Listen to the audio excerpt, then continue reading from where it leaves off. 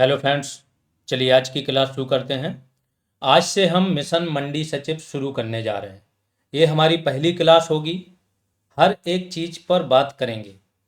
आज की ही क्लास का जो टॉपिक है ना, राष्ट्रीय आय, ये समझ लो इकोनॉमिक्स के जो 4 से 5 सबसे ट्रिकी टॉपिक्स हैं, टेक्निकल टर्म्स हैं, जिसमें थोड़ा कैलकुलेशन भी लगाना पड़ता है, उनमें से एक टॉपिक ए है। अगर आपने ये टॉपिक पूरी तरह से समझ लिया तो समझ लेना कि आगे के टॉपिक्स में बहुत आसान हो जाएगा आपके लिए सारी चीज़ों को समझना। सबसे पहले बात करेंगे कि आज के टॉपिक में हम किस किस चीज़ पर बात करने जा रहे हैं। सबसे पहले तो हम परिभाषाएं जानेंगे राष्ट्रीय आय की। क्या ये राष्ट्रीय आय वही जीडीपी है जो आप समझ रहे हो कि वो नहीं है, उसकी बात करेंगे। फिर राष्ट्रीय आय की बहुत सारी अवधारणाएं हैं, जीडीपी, जीएनपी, इनको देखेंगे। फिर जीडीपी से शुरू करेंगे, जीडीपी क्या होती है, कौन कौन सी चीज़ें जीडीपी में शामिल हैं, कौन सी नहीं है। फिर एक टर्म आता है मौद्रिक या चालू कीमत पर जीडीपी या सांकेतिक जीडीपी, इसको देखेंगे। दूसरा वास्तविक जीडीपी देखेंगे, ये क्या होती है।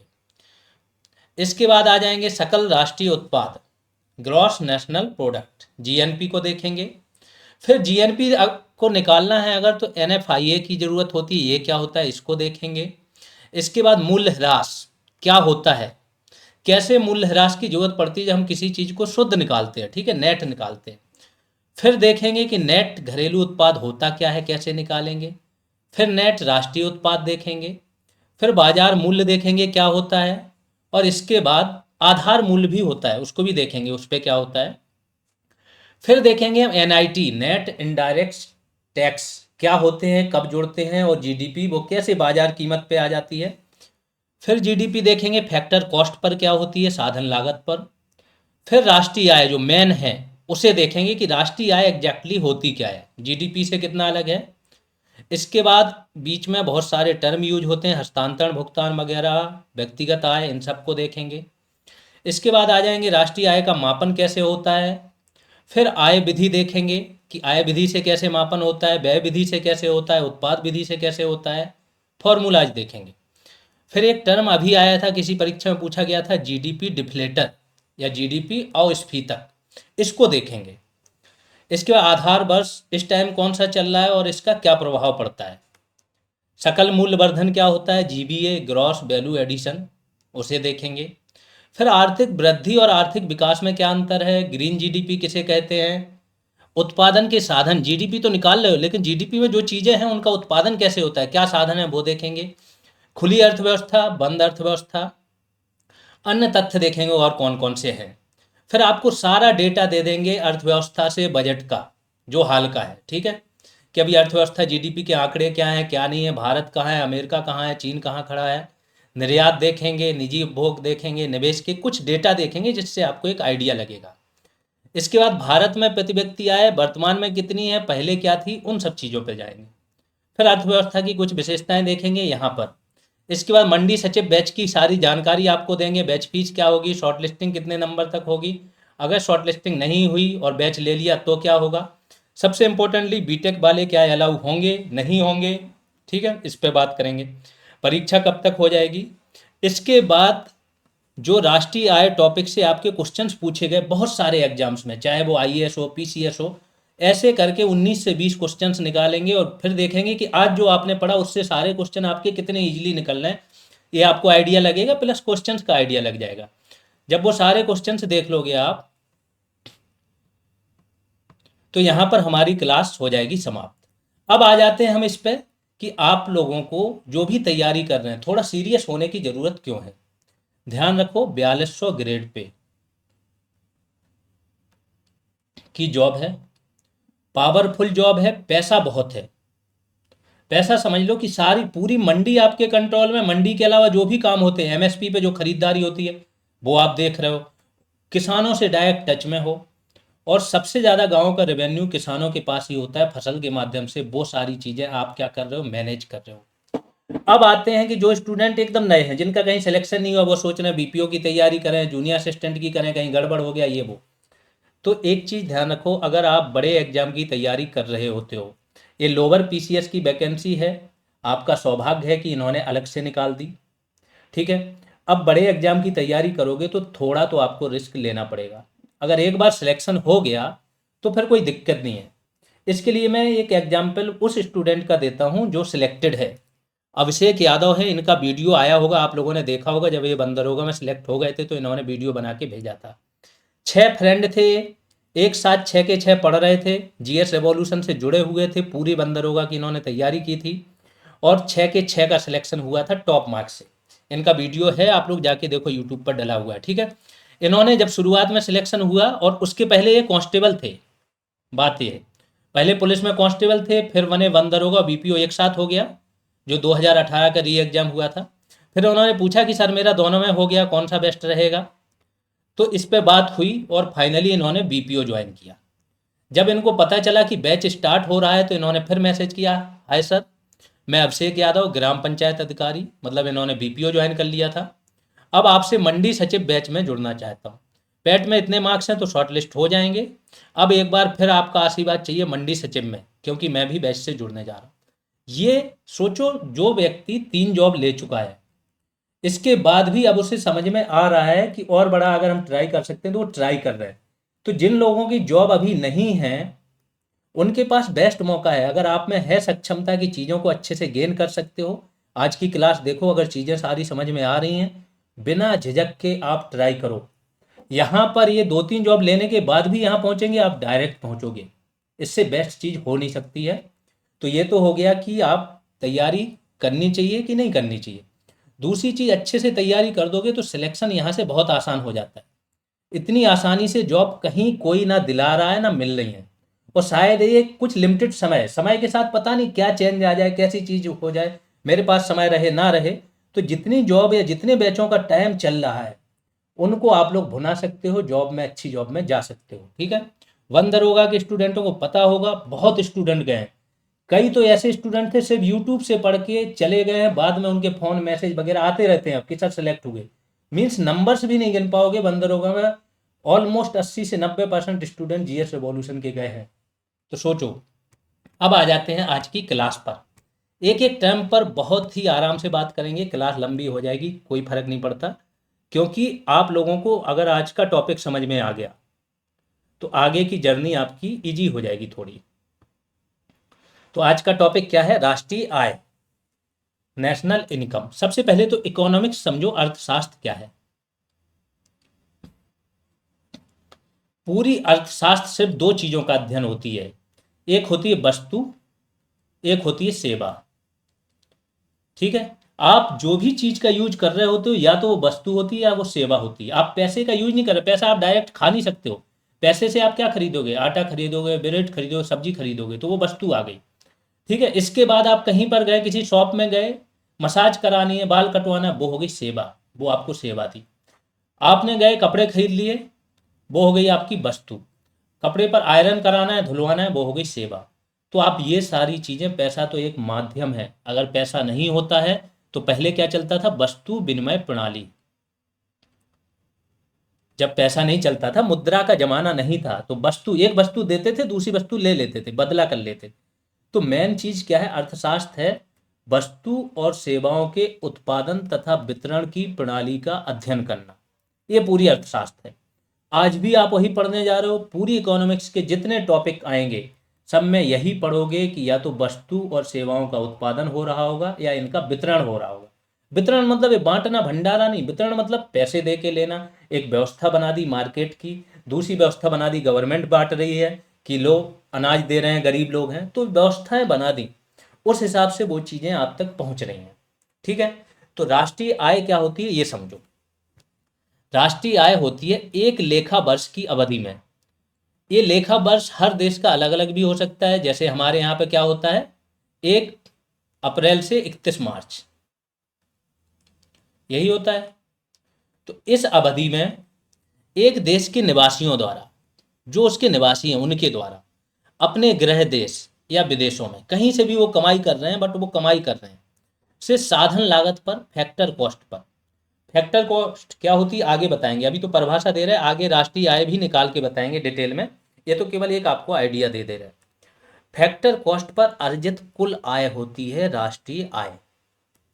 ये एक परिभाषा है राष्ट्रीय आय की, कि देश के सभी निवासियों द्वारा, चाहे वो देश के अंदर से अर्जित करें चाहे देश के बाहर से अर्जित करें, कुल अर्जित आय जो कि फैक्टर कॉस्ट पे, फैक्टर कॉस्ट चलो अभी समझा दे रहे हैं। फैक्टर कॉस्ट होती है फैक्टरी कॉस्ट, मतलब जिसमें आपके टैक्स ऐड नहीं होते। सपोज करो कोई वस्तु बनी, उसमें गवर्नमेंट लगा देती है जीएसटी, अप्रत्यक्ष कर। आपको नहीं पता है, साबुन अगर आप खरीदते हो तो उसमें जीएसटी जुड़ा हुआ आता है, फैक्ट्री से निकलते ही जीएसटी लग जाता है। ठीक है, उत्पाद कर जिसे बोलते हैं। कुछ सब्सिडी अगर देती है तो सब्सिडी घट जाती है उसमें से। तो ये सब चीजें जब जुड़ जाती हैं तो फैक्टर कॉस्ट नहीं कहलाती, वो कहलाती है मार्केटिंग प्राइस या मार्केट प्राइस। तो फैक्टर कॉस्ट होती है फैक्ट्री की जो लागत है, जिसने बनाई है उसने जो कॉस्ट रखी, वो हो गई फैक्टर कॉस्ट। तो साधन लागत पर अर्जित कुल आय कहलाती है राष्ट्रीय आय। इसको याद कर लेना, अभी जरूरत नहीं है, जैसे ही आप ये पूरा टॉपिक पढ़ोगे बहुत अच्छे से समझ में आ जाएगा। साइमन कुजनेट्स एक अर्थशास्त्री थे। इन्होंने राष्ट्रीय आय लेखांकन सर्वप्रथम इन्होंने शुरू किया था कि राष्ट्रीय आय को कैसे निकालते हैं, लेखांकन इसका कैसे करते हैं। इसीलिए इनको राष्ट्रीय आय लेखांकन का जनक कहा जाता है। एक और हाइपोथेसिस दी थी साइमन कुजनेट्स ने, मैं बता दे रहा हूं ग्राफ के माध्यम से।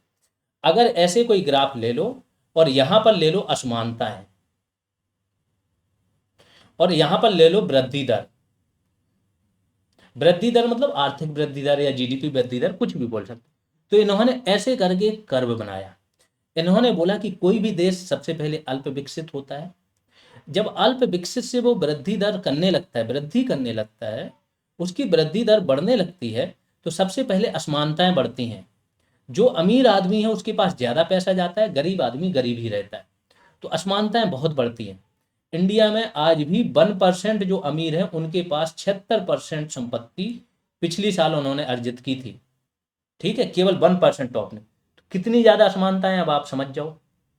तो इन्होंने कहा पहले असमानताएं बढ़ेंगी, फिर ये असमानताएं स्थिर हो जाएंगी, फिर धीमे धीमे कम हो जाएंगी। तो आपको लगातार विकास करना होगा। ये हाइपोथेसिस किसने दी थी? साइमन कुजनेट्स ने। ठीक है, आगे चलते हैं। राष्ट्रीय आय की अवधारणाएं। राष्ट्रीय आय, चूंकि लोग जीडीपी को ही समझ लेते हैं, यही टर्म उन्होंने बहुत बार सुना है, तो इसको समझ लेते हैं। राष्ट्रीय आय की बहुत सारी अवधारणाएं हैं। एक होती है जीडीपी, एक जीएनपी, एक एनडीपी, एक एनएनपी। इसके बाद इसके अंदर भी अवधारणाएं होती हैं। एक आप निकालोगे मार्केट प्राइस पर, एक निकालोगे फैक्टर कॉस्ट पर। ठीक है, ये भी वही चीज़ निकालोगे। तो ये सारी अवधारणाएं हम वन बाई वन करके जानेंगे। यहाँ से क्वेश्चंस पूछे जाते हैं, इसलिए मैंने एमसीक्यूज रख दिए कि आपको समझ में आए कि ये सारी चीज़ों से क्वेश्चन बनते हैं और डायरेक्ट आंसर निकलेंगे। और ये क्लास सिर्फ आप लोगों के लिए नहीं, कोई यूपीएससी की भी तैयारी कर रहा होगा ना, उसे दिखा दे।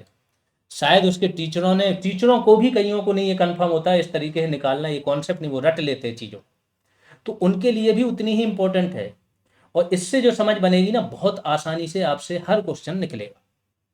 तो सबसे पहले समझो जीडीपी क्या होती है। ग्रॉस डोमेस्टिक प्रोडक्ट, जिसे हिंदी में बोलते हैं सकल घरेलू उत्पाद। जहां पर सकल लगे उसमें हम पहले सब कुछ जोड़ लेते हैं, जो जो भी है।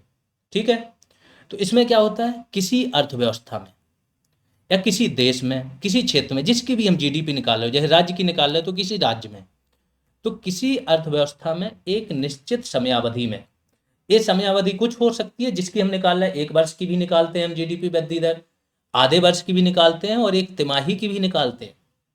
आपने देखा होगा 3 महीने की भी आती है जीडीपी वृद्धि दर। तो जिस भी समयावधि की हमें जीडीपी वृद्धि दर निकालनी है, उस समयावधि में उस देश की घरेलू सीमा के अंतर्गत, घरेलू सीमा क्या होती है आगे एक्सप्लेन करेंगे, बस इतना समझ लो कि सबसे पहले तो आप मैप ले लो इंडिया का, अगर इंडिया की निकाल रहे हो आप, ठीक है, ऐसे करके ही ले लो। तो इंडिया का पूरी, ये तो घरेलू सीमा, भौगोलिक सीमाएं तो आएंगी ही आएंगी। ठीक है, भौगोलिक सीमाओं में कुछ इसका क्या होगा, माइनस होगा। तो इस घरेलू सीमा के अंतर्गत जो भी उत्पादन हुआ है, कुल किस किस का उत्पादन होता है, अंतिम वस्तु एवं अंतिम सेवाएं। हर व्यक्ति ने, अब कौन उत्पादन करता है, एक एक व्यक्ति, जितने लोग यहाँ इंडिया में इस सीमा के अंदर उत्पादन कर रहे हैं, चाहे वो अपने खाने के लिए कर रहे हैं, चाहे दूसरों को बेचने के लिए कर रहे हैं, सभी अंतिम वस्तुओं एवं सेवाओं के कुल मान को क्या कहते हैं, जीडीपी कहते हैं। फिर से समझ लो परिभाषा। एक अर्थव्यवस्था में एक निश्चित समयावधि में उसकी घरेलू सीमाओं के अंतर्गत उत्पादित सभी अंतिम वस्तुओं एवं सेवाओं के कुल मान को जीडीपी कहा जाता है। अब अंतिम वस्तु क्या होती है, ये इंपॉर्टेंट है। अंतिम वस्तु वो होती है, सपोज करो आपने एक साइकिल खरीदी, ठीक है, ऐसे बना लो इसको, ये साइकिल आपने खरीदी, तो सबसे पहले साइकिल थोड़ी बनेगी, सबसे पहले इसके टायर भी बनेंगे, ये बीच वाला बनेगा, हैंडल बनेगा। हो सकता है टायर कोई और कंपनी बना रही हो, देखते होगे आप एमआरएफ के टायर होते हैं, अधिकतर गाड़ियों में लगे होते हैं, नई गाड़ियों में। तो टायर कोई और कंपनी बना रही, तो उसका भी तो उत्पाद है, किसी ने ये बनाया, किसी ने हैंडल बनाया। तो ये मध्यवर्ती वस्तुएं हैं टायर, ठीक है, टायर हैंडल ये सब, इनकी गणना नहीं करेंगे। जब ये फाइनल वस्तु बन जाएगी साइकिल, इसकी गणना करेंगे। अगर मध्यवर्ती वस्तु की भी हमने गणना कर ली टायर की, और जब साइकिल की भी गणना करेंगे तो साइकिल के मूल्य में इस टायर का भी तो मूल्य जुड़ा हुआ है ना। तो ये दोहरी गणना तिहरी गणना बचने से, इससे बचने के लिए हम क्या करते हैं, केवल अंतिम वस्तु एवं सेवाओं के मूल्यों को जोड़ते हैं जो इस भौगोलिक सीमा के अंतर्गत क्या हुई हो, उत्पादित हुई हो। अब भौगोलिक सीमा में क्या क्या क्षेत्र आ जाते हैं कि देश का पूरा एरिया तो आता है, इसके अलावा विदेशों में जो दूतावास होते हैं, सैन्य अड्डे होते हैं, वो सारे आ जाते हैं। मीन्स अमेरिका में जो भारत का दूतावास है, उसके अंदर कोई उत्पादन हुआ है तो वो भारत की जीडीपी में गिना जाएगा। इसी प्रकार से अगर भारत के अंदर दूसरों के दूतावास है तो इनको घटा देते हैं, इनको, इनके अंदर अगर कोई उत्पादन हुआ है तो उसे भारत की जीडीपी में क्या करेंगे, नहीं गिनेंगे। ठीक। दूसरा आपका जो टेरिटोरियल वाटर होता है 12 नॉटिकल मील तक, इस वाटर के अंतर्गत भी भारत की सीमा आती है, तो इसके अंतर्गत भी कुछ उत्पादन हुआ तो भारत की जीडीपी में जुड़ेगा। आगे चल के मैंने लिखा हुआ है तो ये डिटेल में आ जाएगा, बस अभी समझा दिया कि घरेलू सीमा क्या होती है, अंतिम वस्तु या उत्पाद क्या होता है। जब इनके कुल मूल्य को आप जोड़ोगे, किसी ने भी उत्पादन किया, चाहे वो विदेशियों ने किया हो चाहे भारतीयों ने किया हो, लेकिन अगर इस भारत की सीमा के अंतर्गत हुआ है तो वो क्या कहलाएगा, भारत की जीडीपी। तो अंतर्गत उत्पादित सभी अंतिम वस्तुओं और सेवाओं के कुल बाजार मूल्य को। हाँ, एक चीज और है, पहले जीडीपी जो निकलती थी वो निकलती थी किस पर, आधार वर्ष पर या फैक्टर कॉस्ट पर जिसे बोलते हैं। अब जीडीपी किस पर निकलने लगी, मार्केट प्राइस पर। और जो आधार वर्ष है, आधार वर्ष पर वास्तविक आ जाती है आपकी, आगे बताएंगे, और वो नॉमिनल आ जाती है। लेकिन अब मार्केट प्राइस पर निकलने लगी, मतलब इसमें टैक्स ऐड होने लगे हैं। ये मोदी गवर्नमेंट ने चेंज किया था। पहले क्या होता था, फैक्टर कॉस्ट पर निकलती थी जिसमें टैक्स ऐड नहीं होते थे। भारत के लिए जो समयावधि है जिसमें वो जीडीपी की गणना करते हैं, वो है 1 अप्रैल से 31 मार्च, जो हमारा वित्तीय वर्ष है। यह आय चाहे निवासी हो चाहे गैर निवासी हो, दोनों द्वारा अर्जित होती है। आय मतलब उत्पादन। इसमें अंतिम वस्तुओं को इसलिए शामिल करते हैं ताकि कच्चे माल, मध्यवर्ती उत्पाद एवं अंतिम उत्पादों की दोहरी गणना से बचा जा सके। दूसरा एग्जाम्पल देते हैं, अंतिम वस्तु होती क्या है। सपोज करो आपने ब्रेड खरीदी, तो ब्रेड में जो आटा यूज हुआ है, मैदा यूज हुआ है, उसका मूल्य ऑलरेडी जुड़ा है। जो आपने रिफाइंड यूज किया है बनाने में, जो मजदूरी लगी है, जो फैक्ट्री कॉस्ट, सब कुछ इसमें जुड़ा हुआ है।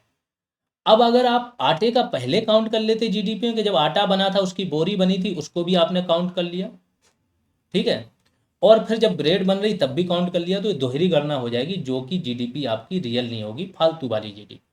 इसलिए इसको अंतिम वस्तु, जो व्यक्ति सीधा उपयोग कर सके, अगर ऐसी वस्तु है मार्केट में बिक रही है, उसी को ही जोड़ते हैं। ठीक है। अब आते हैं घरेलू सीमा में कौन कौन से क्षेत्र माने जाएंगे। जैसे भारत की घरेलू सीमा के अंतर्गत मानना है कि जीडीपी में कौन कौन सी चीज़ें, उत्पादन को जोड़ा जाएगा, तो वो किस सीमा के अंतर्गत उत्पादित हों। तो देश की भौगोलिक सीमा, वायु क्षेत्र तथा क्षेत्रीय जल क्षेत्र जिसे बोलते हैं टेरिटोरियल वाटर, ये भी भारत की भौगोलिक सीमा में आएगा। ठीक है, जो घरेलू सीमा है उसमें। विदेशों में स्थित देश के दूतावास, मिलिट्री बेस, वाणिज्यिक दूतावास, ये भी आएंगे। कस्टम के नियंत्रण में आने वाले समुद्र तट, जहां पर भारतीय कस्टम तैनात है, वो भी आएंगे। अब कौन से क्षेत्र ऐसे हैं जो घरेलू सीमा में नहीं आएंगे, वो हो जाएंगे देश में स्थित विदेशी दूतावास एवं सैन्य अड्डे। ये उस देश की सीमा में आएंगे जिस देश के हैं, तो ये घट जाएंगे। ठीक है। एक चीज और आती है, जैसे हवाई जहाज वगैरह आपका उड़ रहा है, ठीक है, तो अगर देश के स्वामित्व वाला हवाई जहाज है, उसका मालिक देश का नागरिक है, और वो इंटरनेशनल स्पेस में उड़ रहा है, तो वो भी भारत की घरेलू सीमा में माना जाए। अब आ जाते हैं तेल के कुएं वगैरह भी हैं जो इंटरनेशनल क्षेत्र में है, तो वो भी भारत के माने जाएंगे। सांकेतिक जीडीपी किसे कहते हैं और वास्तविक जीडीपी? सांकेतिक यानी नॉमिनल, ठीक है। सांकेतिक जीडीपी मतलब नॉमिनल। नॉमिनल जीडीपी होती है जब आप चालू कीमत पर, आज जो कीमत है, सपोज करो साबुन बना, आज की डेट में वही साबुन जो आप खरीद रहे हो वो मिल रहा है 45 रुपये का, और वो 2 साल पहले उसकी कीमत थी 35 रुपये, ठीक है। तो जब आप उसका सपोज करो 100 यहाँ पर भी बने थे, 100 यहाँ पर भी बने थे, 2 साल पहले भी 100 यूनिट साबुन का उत्पादन हुआ था देश भर में, और 2 साल बाद भी 100 यूनिट हुआ, तो यहाँ पर इसका मूल्य कितना हो जाएगा? 4500। और यहाँ पर इसका मूल्य कितना था? 3500। और चीज़ें बनी उतनी ही हैं। तो जब ये 4500 चालू मूल्य पर गिनोगे तो ये कितना कहलाएगा? सांकेतिक जीडीपी। और जब ये आधार वर्ष, जो एक आधार वर्ष इस टाइम पे 2011-12 डिसाइड किया गवर्नमेंट ने, तो अगर हमें वास्तविक जीडीपी प्राप्त करनी होती है तो हम जितनी चीज़ें बनी उनका मूल्य वही जोड़ते हैं जो 2011-12 में था, इस पे निकालते हैं, तो ये कहलाती है वास्तविक जीडीपी। क्योंकि बाकी चीज़ें महंगाई है, महंगाई की वजह से ये मूल्य बढ़ गए हैं, ठीक है। उत्पादन नहीं बढ़ा, उत्पादन 100 ही था। तो सांकेतिक जीडीपी क्या होती है? जब वस्तुओं तथा सेवाओं के मूल्य की गणना चालू वर्ष, जिस वर्ष में की जा रही उसी वर्ष की कीमतों पर की जाती है, तो सांकेतिक जीडीपी। वास्तविक जीडीपी में क्या आता है? जब वस्तुओं तथा सेवाओं के मूल्य की गणना आधार वर्ष की कीमतों पर की जाती है, तो क्या कहलाती है? आपकी वास्तविक जीडीपी। अब वास्तविक जीडीपी से हमें फायदा क्या होता है? रियल ग्रोथ हमें पता चलती है। वास्तविक जीडीपी से हमें मुद्रास्फीति और मुद्रा की क्रय शक्ति में परिवर्तन के बावजूद उत्पादन में हुई वास्तविक वृद्धि या कमी का पता चलता है। मुद्रा की क्रय शक्ति क्या होती है? सोचो, आज की डेट में 100 रुपये लेके जाओ, ठीक है। तो 100 रुपये लेके जब आप जाओगे तो आपको अगर अनाज खरीदोगे तो 3 kg मिलेगा। आज से 2011-12 की बात कर लो तो वही 100 रुपये में आपको अनाज कितना मिल जा रहा था? 5 kg। हो सकता है कि 10 kg मिल जा रहा, 10 रुपये किलो था, ठीक है। रुपये वही है 100, इसकी क्रय शक्ति क्या है? समय के साथ घट गई है। अब जितना सामान इतने में मिलता है पहले से ज़्यादा मिलता था, तो ये होती है क्रय शक्ति में परिवर्तन। तो मुद्रा की क्रय शक्ति में परिवर्तन के बावजूद उत्पादन में हुई वास्तविक वृद्धि या कमी का पता चलता है। दूसरा आ जाते हैं सकल राष्ट्रीय उत्पाद, ग्रॉस नेशनल प्रोडक्ट, जीएनपी, ठीक है। वो जीडीपी थी, वो डोमेस्टिक था, घरेलू था। बस ये टर्म अगर आपने समझ लिया, घरेलू और राष्ट्रीय, ये अंतर है। बाकी उसमें भी सकल है उत्पाद है, इसमें भी सकल है उत्पाद है। घरेलू में क्या होता है? घरेलू सीमा के अंतर्गत। राष्ट्रीय में क्या होगा? सीमाएं बदल जाएंगी। आप कहीं पर भी उत्पादन करो, कहीं पर उत्पादन, चाहे वस्तुओं का चाहे सेवाओं का, लेकिन निवासियों द्वारा होना चाहिए, देश के निवासियों द्वारा। तो देश के निवासियों द्वारा किया गया सभी अंतिम वस्तुओं एवं सेवाओं का कुल उत्पादन, चाहे वो देश के अंदर हो चाहे देश के बाहर हो, ये कहलाता है सकल राष्ट्रीय आय या सकल राष्ट्रीय उत्पाद। घरेलू सीमा के भीतर हो या बाहर हो, सपोज करो टीसीएस है, तो टीसीएस अगर उत्पादन कर रही है, कहाँ पर? इंडिया में भी कर रही, बाहर भी कर रही, सॉफ्टवेयर बना रही, तो ये टोटल यहाँ से जो बनाएगी जितने रुपए के सॉफ्टवेयर बाहर भी बनाएगी, क्योंकि टीसीएस वाला व्यक्ति इंडियन है, टाटा की है, तो ये टोटल जोड़ लेंगे राष्ट्रीय आय में, ठीक है। अब यहाँ पे राष्ट्रीय आय में क्या नहीं जुड़ेगा? जो विदेशी है यहाँ पर, जो माइक्रोसॉफ्ट यहाँ पर बना रही उत्पाद, कमा रही, जो अर्जन कर रही, उसकी आय नहीं जोड़ेंगे, जबकि जीडीपी में उसकी आय जुड़ती, क्योंकि वो देश में कर रही है ना। ये होता है। तो घरेलू सीमा के भीतर व बाहर एक देश के निवासियों द्वारा उत्पादित सभी अंतिम वस्तुओं एवं सेवाओं के कुल मूल्य को जीएनपी कहते हैं। जीएनपी मतलब ग्रॉस नेशनल प्रोडक्ट। अभी मैं थोड़ा और एक्सप्लेन करूंगा, टेंशन मत लीजिए, सबको समझ में आ जाएगा दोनों में अंतर क्या है, क्लियर कट। जीडीपी में जहां किस चीज की बात होती है कि उत्पादन कहां पे हुआ, जीडीपी में उत्पादन कोई भी करे लेकिन देश की घरेलू सीमा के अंदर होना चाहिए, चाहे वो विदेशी हो चाहे देशी हो, तो जीडीपी कहलाती है। जीएनपी में उत्पादन देश के लोग करें, चाहे वो अंदर करें चाहे वो बाहर करें, दोनों चलेगा, ठीक है। तो ये हो गया जीएनपी। जीडीपी में चाहे वो देश के नागरिक करें चाहे विदेशी करें, लेकिन इसकी घरेलू सीमा के अंदर करें, एंड वो पैसा कमा के बना के अपने देश भेजने चलेगा, लेकिन वो जीडीपी में जुड़ जाएगा। बस ये अंतर है दोनों में। तो जीडीपी में जहां उत्पादन कहां पर हुआ इस पर ध्यान दिया जाता है, वहीं जीएनपी में उत्पादन किसने किया, नागरिक ने किया कि बिना निवासी ने, गैर निवासी ने किया। अब जीडीपी से जीएनपी निकालनी या जीएनपी से जीडीपी निकालनी, तो कैसे निकालोगे? ठीक है, तो जीडीपी इज इक्वल टू होता है, जीएनपी से निकाल देता हूं, चलो, जीएनपी ग्रॉस नेशनल प्रोडक्ट। जब आप नेशनल, यहाँ पे क्या था, जीडीपी डोमेस्टिक, डोमेस्टिक से आपको किसी प्रोडक्ट को नेशनल में चेंज करना है, ठीक है, पहले डोमेस्टिक था, इसको नेशनल बनाना है, तो आप क्या करोगे, जीडीपी में जोड़ दोगे NFIA, net factor income from abroad. Net लगा है शुद्ध, फैक्टर इनकम क्या होता है कि भारत के लोगों ने अगर विदेशों से जो कमाई की है, विदेशों से कमाई भारत के लोग कर रहे हैं तो देश में पैसा लेके आएंगे, माइनस विदेशियों ने जो भारत से कमाई की है,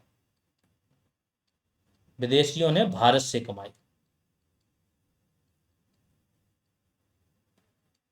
ये टोटल मिला के क्या होता है, NFIA, net factor income from abroad.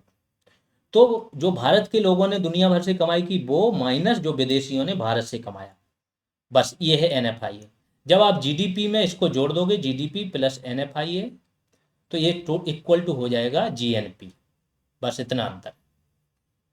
तो विदेशों से प्राप्त निबल साधन आय क्या कहलाती है, यानी कि net factor income from abroad, एक देश के नागरिकों तथा कंपनियों द्वारा विदेशों से प्राप्त कुल आय, ठीक है, हमारे देश के नागरिक जो है, माइनस उस देश में विदेशी नागरिकों तथा कंपनियों द्वारा अर्जित कुल आय। भारत के मामले में अगर एनएफआईए देखो तो ये नेगेटिव रहता है, ठीक है, नेगेटिव, क्योंकि भारत से विदेशी ज्यादा पैसा कमा ले जाते हैं और भारतीय विदेशों से कम पैसा कमा के लेके आते हैं। किस मामले में, वस्तु और सेवा के मामले में।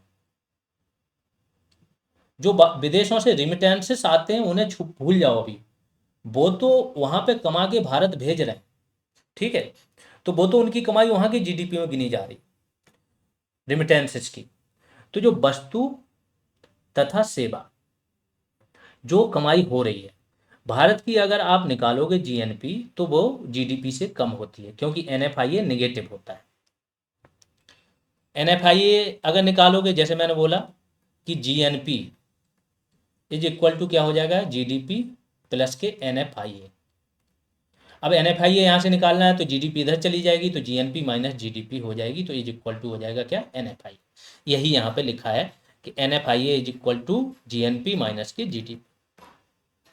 यदि किसी अर्थव्यवस्था में एफडीआई, अब यहाँ से समझो, उदाहरण दे रहे हो, ऐसे ही पूछे जाते हैं क्वेश्चन, एमसीक्यूज क्वेश्चन जब आप देखोगे आपको समझ में आएगा कि डायरेक्ट क्वेश्चन इकोनॉमिक्स से नहीं आते हैं, इकोनॉमिक्स से उदाहरण देंगे आपको कि ऐसा होगा तो क्या होगा, इसे क्या मानेंगे, कम होगा ज़्यादा होगा, तो आपको समझना जरूरी है, डायरेक्ट क्वेश्चन नहीं मिलेंगे। यदि किसी अर्थव्यवस्था में एफडीआई का अंतर प्रवाह काफ़ी अधिक है, एफडीआई क्या है, फॉरेन डायरेक्ट इन्वेस्टमेंट, जब कोई विदेशी आदमी या संस्था, कंपनी विदेश की किसी भारतीय संस्था को खरीदती है या भारत में कोई कंपनी लगाती है या किसी कंपनी में स्टेक खरीद लेती है, ऑलरेडी बनी, जैसे रिलायंस है, रिलायंस में किसी ने 10%, जो एफडीआई होता है उसमें कम से कम 10% शेयर लेने होते हैं, तो अब रिलायंस की वैल्यू है 10 लाख करोड़, और अभी आपको पता होगा गूगल वगैरह ने जियो में इन्वेस्टमेंट किया, तो ये इन्वेस्टमेंट करेंगे 10% इनको शेयर लेने, तो कम से कम 1 लाख करोड़ रुपए भारत में डालेंगे,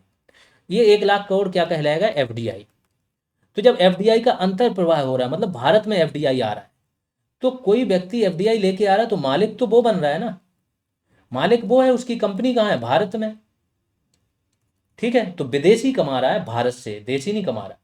तो जब एफडीआई अंतर प्रवाह काफ़ी अधिक है और बाहिर प्रवाह काफ़ी कम है, यानी विदेशियों की संपत्ति भारत में ज़्यादा है, उनकी कंपनियां भारत में काफ़ी ज़्यादा हैं और भारतीयों की विदेशों में कम है, ऐसी परिस्थितियों में क्या होगा, जो जीडीपी होगी वो ज़्यादा होगी, जीएनपी कम होगी। वही जो पिछला बताया था कि अगर भारतीय विदेशों से कम लेके आ रहे हैं पैसा, और विदेशी जब यहाँ फैक्ट्री डालेगा तो यहाँ से पैसा कमाएगा ना, सरकार को कितना, 30% टैक्स दे देगा। अगर उसने 10 लाख कमाए हैं तो 3 लाख सरकार को देगा, 7 लाख तो यहाँ से ले जाएगा ना। और जो भारतीय है वो विदेश से केवल 5 लाख कमा के ला रहा है, तो क्या होगा, NFIA कितना हो जाएगा, NFIA हो जाएगा 2 लाख, वो भी माइनस में, क्योंकि 5 - 7 लाख हो जाएगा, जो भारतीयों ने विदेशों से कमाए 5 लाख और जो विदेशी यहाँ से ले गए, तो माइनस के 2 लाख रुपए अपनी GNP GDP से कम हो जाएगी। भारत में GNP तथा GDP की तुलना में कम है, मैंने बता ही दिया आपको। आगे आते हैं, अगला टर्म है मूल्य ह्रास, मूल्य का ह्रास होना। देखो एक और आता है पूंजीगत संपत्ति या पूंजीगत निवेश। ठीक है, पूंजीगत क्या होता है, पूंजी जो आप रुपया रखते हो वो पूंजी नहीं होती है। पूंजीगत निवेश होता है जब आप मशीनों में निवेश करो जिससे कुछ ना कुछ बने। ठीक है, जब आप मशीनों में फैक्ट्री लगाओगे, इसे बोलते हैं पूंजीगत निवेश। जब पूंजीगत निवेश होता है तो मशीनों से उत्पादन हो रहा है, आपने वृद्धि दर तो देख ली कि इतने कपड़े बने, 100 कपड़े इन्होंने बनाए तो 100 बने। जिस मशीन से बन रहा है उसमें कुछ टूट फूट भी तो होगी। अगर 6 महीने में बन रहे हैं तो 6 महीने में इसकी टूट फूट होगी मशीनों में, वो भी तो पैसा लगेगा। तो जो भी उत्पादन के चरण में जो भी टूट फूट होती है, उस टूट फूट का जो भी मूल्य होता है, ये कहलाता है मूल्य ह्रास। तो उत्पादन प्रक्रिया में उत्पादन करने वाली मशीनों में आई टूट फूट से होने वाली हानि को मूल्य ह्रास कहा जाता है। पूंजीगत वस्तु दूसरे टाइम में देखो, अगर इसी का ही है दूसरी परिभाषा, पूंजीगत वस्तु मैंने बता दी, पूंजीगत वस्तुएं बोली जाती है मशीनों को जिनसे उत्पादन होता है, ठीक है, फैक्ट्रियों को। तो पूंजीगत वस्तुओं की वह हानि जिसका प्रत्येक अर्थव्यवस्था को टूट फूट के रूप में भुगतना पड़ता है, उसे कहलाता है मूल्य ह्रास। और ये अभी तो देखने में अपने को ऐसा लगेगा कि चलो 50 करोड़ की कंपनी है, 10 लाख का हो गया तो क्या गया। अरे लाखों कंपनियां भी तो हैं। जब लाखों कंपनियों में लगातार टूट फूट होनी ही है, हो रहा है, तो इसे हम घटाएंगे। इसे घटाएंगे तभी हमें मिलेगी शुद्ध निबल उत्पाद। तो जब हम सकल GDP में से GDP को हम बनाना है NDP। GDP क्या है, सकल घरेलू उत्पाद। NDP क्या है, नेट, यानी कि शुद्ध घरेलू उत्पाद। शुद्ध बनाना है तो हम क्या करेंगे, GDP माइनस के मूल्य ह्रास, इसमें से मूल्य ह्रास को घटाएंगे तभी हमें पता चलेगा शुद्ध मुनाफा हुआ कितना है। आपको भी तो है, सपोज करो आपकी फैक्ट्री है, फैक्ट्री लगी, अब आपने 100 वस्तुएं बना ली, प्रत्येक वस्तु की कीमत है 1 लाख रुपए। 100 लाख रुपए आपके पास आ गए, मतलब 1 करोड़ रुपए आ गए आपके पास। 1 करोड़ कमा लिया आपने वस्तुओं के अगर रेट से देखो, लेकिन उसमें 10 लाख रुपए की आपकी टूट फूट भी हुई। अब कोई आपसे बोले कि आपका शुद्ध मुनाफा कितना हुआ, तो ये 10 लाख भी तो घटाओगे, तो 90 लाख रुपए आपका होगा। यही है कि जब आपको नेट, इस आगे वाले जी को आपको एन में बदलना हो तो मूल्यह्रास घटाते हैं, ऐसे समझो सिंपल शब्दों। चलो पहले जो लिखा है वो पढ़ लेते हैं। ये तो हो गया, नेबल देखते हैं, नेट डोमेस्टिक प्रोडक्ट। नेट के लिए मैंने बताया ग्रॉस से नेट में जाना है, तो क्या होगा, आपको मूल्यह्रास घटाना पड़ेगा। वही यहां पे लिखा है, मूल्यह्रास की राशि को समायोजित करने के बाद जब GDP की गणना की जाती है तो इसे क्या कहलाते हैं, NDP, net domestic product. NDP is equal to GDP minus के मूल्यह्रास। फिर अगला एक टर्म और देखते हैं, निबल राष्ट्रीय उत्पाद। तो अभी हमने क्या क्या देख लिया, GDP देख ली, इसके बाद GNP देख ली। अब पहले वाले G को हमने N में कन्वर्ट कर दिया तो हमने NDP भी देख ली, नेट निकाल लिया। नेट निकालने के लिए क्या किया हमने, GDP में से मूल्यह्रास घटा दिया। और जब हम GDP से GNP निकाल रहे थे, बीच वाला D को N में कन्वर्ट कर रहे थे, तो हम क्या कर रहे थे, NFIA जोड़ रहे थे, net factor income from abroad जोड़ रहे थे। तो अगर GDP में हम क्या करें, माइनस के मूल्यह्रास कर दें और प्लस को कर दें NFIA, तो ये क्या बदल जाती है, G को बदल जाएगा N में, तो N हो जाएगा, डोमेस्टिक बदल जाएगा नेशनल में, तो ये क्या हो जाएगा, N हो जाएगा, ये हो जाएगा P का P रहेगा, तो नेट नेशनल प्रोडक्ट हो जाएगा। और इसी की ही बात हो रही है, नेट नेशनल प्रोडक्ट क्या होता है, सकल राष्ट्रीय उत्पाद माइनस के मूल्यह्रास। जब इसमें से मूल्यह्रास घटाएंगे तो ये क्या बन जाएगा, NNP। हमने आपको जीडीपी से एनएनपी कैसे निकालते हैं डायरेक्ट बता दिया।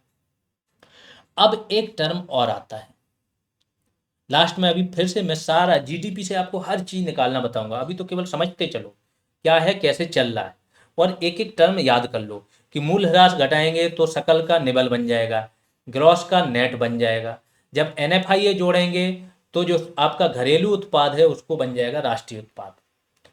तीसरा टर्म और है बाजार मूल्य या साधन कारक लागत की अवधारणा। साधन कारक क्या होते हैं? Factor cost. फैक्टर कॉस्ट मैंने आपको बता दी, फैक्टर कॉस्ट क्या होती है? जो फैक्ट्री की लागत होती है, तो फैक्ट्री में जो चीज़ बनी उसकी लागत है, उसने अपना मुनाफा भी जोड़ के जो भी कॉस्ट रखी वो हो गई साधन लागत। अब इस साधन लागत में टैक्स नहीं जुड़े हैं, टैक्स होते हैं इनडायरेक्ट टैक्स, जो वस्तुएं होती हैं उन पर इनडायरेक्ट टैक्स लगते हैं। इनडायरेक्ट टैक्स किसे बोलते हैं? कि जिस पर टैक्स लगाया गया वो व्यक्ति टैक्स पेमेंट नहीं करता है। सपोज को टैक्स लगाया वस्तु पर, वस्तु को खरीदा एक बड़े होलसेलर ने, तो उसने वस्तु को खरीद तो लिया, वहां तो उसने पेमेंट कर दिया, लेकिन वो वस्तु बेचेगा छोटे दुकानदार को, तो छोटे दुकानदार को भी वो चीज़ पे करनी होगी। सपोज को साबुन 45 रुपये का मिला दुकानदार को फैक्ट्री से, वो 45 रुपये जब उससे होलसेल वाला खरीदेगा उसे भी कम से कम 45 देने पड़ेंगे। जो रिटेल वाला है उसे भी, लाभ में हटा के चल रहा हूँ, लाभ चलो कोई नहीं ले रहा है, रिटेल वाला है उसे भी 45 देना पड़ेगा। अंत में इसे कौन खरीदेगा? उपभोक्ता, आम आदमी, इस साबुन को, उसे भी कम से कम 45 देने पड़े। तो जो 45 फाइनली किसने भुगतान किया? इस व्यक्ति ने। जब इस व्यक्ति ने भुगतान कर दिया, और लगा किस पे था? पहले वाले पे, होलसेलर पे टैक्स लगा था। इसलिए इनडायरेक्ट टैक्स होता है, इनडायरेक्ट टैक्स आपका वस्तुओं पर लगता है, और जब इनडायरेक्ट टैक्स जुड़ जाता है तो वो बाजार मूल्य कहलाता है। बाजार में उसी मूल्य पर बिकेगा जब उसमें टैक्स जुड़ के आएगा, और जब इनडायरेक्ट टैक्स नहीं जुड़ेगा तो वो क्या कहलाता है? साधन लागत। एक चीज और होता है, कई वस्तु होती हैं जिस पर गवर्नमेंट सब्सिडी दे देती है, और ये सब्सिडी आपको नहीं पता गवर्नमेंट कहाँ देती है, जहां से बन रही होती है, जहां से कोई वस्तु बन रही वहीं पे सब्सिडी दे दी। तो नेट इनडायरेक्ट टैक्स क्या होता है? एनआईटी, नेट इनडायरेक्ट टैक्स, ये क्या होता है? अप्रत्यक्ष कर माइनस के सब्सिडी। क्योंकि अप्रत्यक्ष कर से क्या होगा? वस्तु की कीमत बढ़ेगी, लेकिन गवर्नमेंट सब्सिडी जितनी देगी उतनी कीमत घट जाएगी।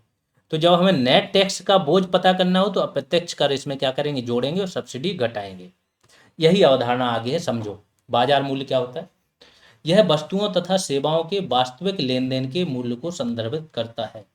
जिस पर आपको वस्तु मिलती है जब आप खरीदने जाते हो वो मूल्य है।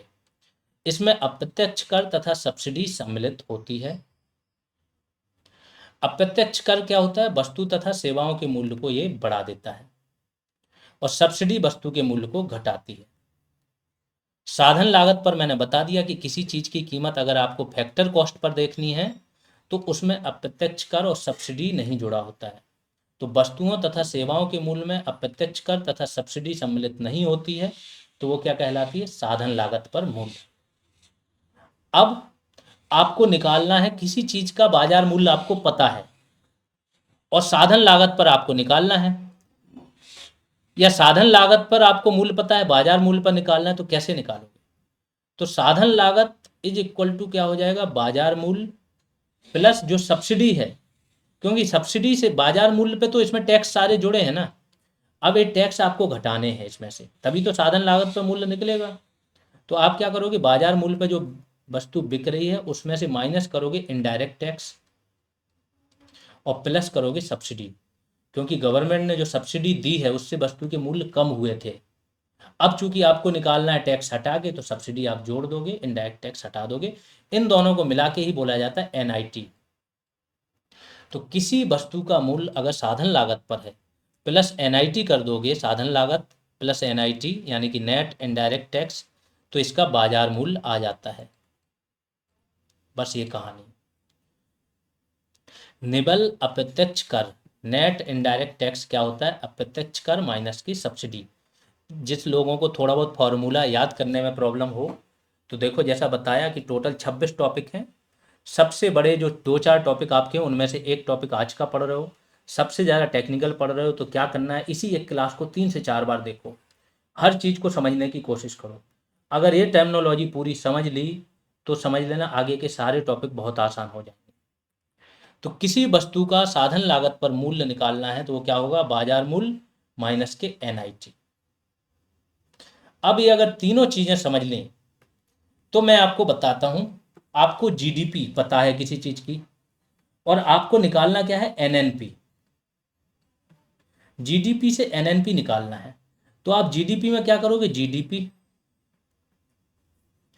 अब GDP को आप ग्रॉस को नेट में बदलना है तो क्या करोगे, माइनस के मूल्यह्रास। तो GDP माइनस के मूल्यह्रास कर दोगे तो ये क्या आ जाएगा, NDP। NDP आ गई आपके पास। अब NDP में से डोमेस्टिक है, इसे राष्ट्रीय बनाना है तो आप क्या करोगे, NDP प्लस के NFIA, net factor income from abroad. तो ये डोमेस्टिक डी चेंज हो जाएगा राष्ट्रीय में।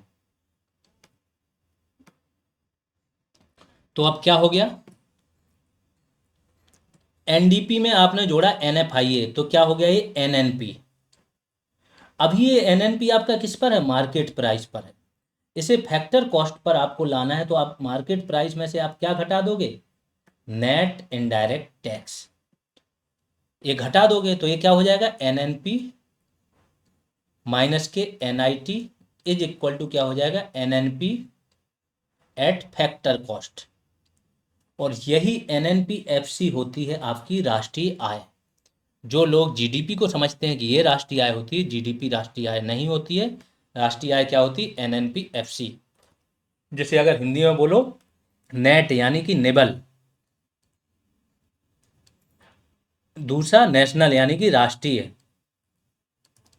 और P मतलब प्रोडक्ट यानी कि उत्पाद। नेबल राष्ट्रीय उत्पाद एट फैक्टर कॉस्ट, कारक लागत पर, net national product is equal to राष्ट्रीय आय, नेशनल इनकम। जैसा हिंदी में इसकी परिभाषा है, यही रियल आय होती है देश के निवासियों, क्योंकि इसमें से मूल्यह्रास घटाएंगे आप, मूल्यह्रास घट के नेट आ गया। जो देश के निवासियों की कुल आय है वही तो निकालनी है आपको, तो नेशनल आ गया। अब आप फैक्ट्री कॉस्ट पे निकालोगे, जो आपका सरकार ने टैक्स लगाया वो तो कितना भी लगा दो, कल के दिन अगर सरकार ने हर वस्तु पर डबल टैक्स कर दिया, अभी सपोज करो कि सरकार ने टैक्स लगाया 10 रुपये, तो और वस्तु कितने की थी, 10 की थी, तो वो 20 की बिक रही है ना। अब सरकार ने लगा दिया 20 रुपये टैक्स, तो वो 30 की बिकेगी। तो क्या इससे GDP वृद्धि दर सही अनुमान में आएगी। सरकार कल के दिन 8 लाख करोड़ नया टैक्स लेके आ जा सकती है, तो क्या 8 लाख करोड़ हमारी GDP तुरंत बढ़ जाएगी उसके चाहे लेने से। बढ़ तो जाएगी लेकिन वो दिखावे वाली बढ़ेगी। अगर रियल वाली बढ़ानी है तो हम क्या करेंगे, नेट इनडायरेक्ट टैक्स घटाएंगे उसमें से, तब हमें पता चलेगा। तो यही है जो NNP-FC होता है, वो होता है आपका net national product at factor cost. यह देश के सभी निवासियों द्वारा अर्जित आय को दर्शाती है। NNP-FC अभी मैंने बताया कि क्या करोगे, इसको निकालना है तो GDP लोगे सबसे पहले, ग्रॉस को आपको नेशनल में बदलना है तो G में से आप क्या करोगे, मूल्यह्रास घटा दोगे। मूल्यह्रास घटा दोगे तो यहाँ पे क्या बन जाएगा, ये NDP, NDP बन जाएगा, क्योंकि यहाँ से मूल्यह्रास घटा दिया इस जगह पे। अब इसमें NFIA जोड़ दिया तो जो डोमेस्टिक है वो नेशनल में बन जाएगा, तो इस जगह पर ये आके क्या बन गया, NNP। अब NNP ये कहाँ पे है, मार्केट प्राइस पे है अभी।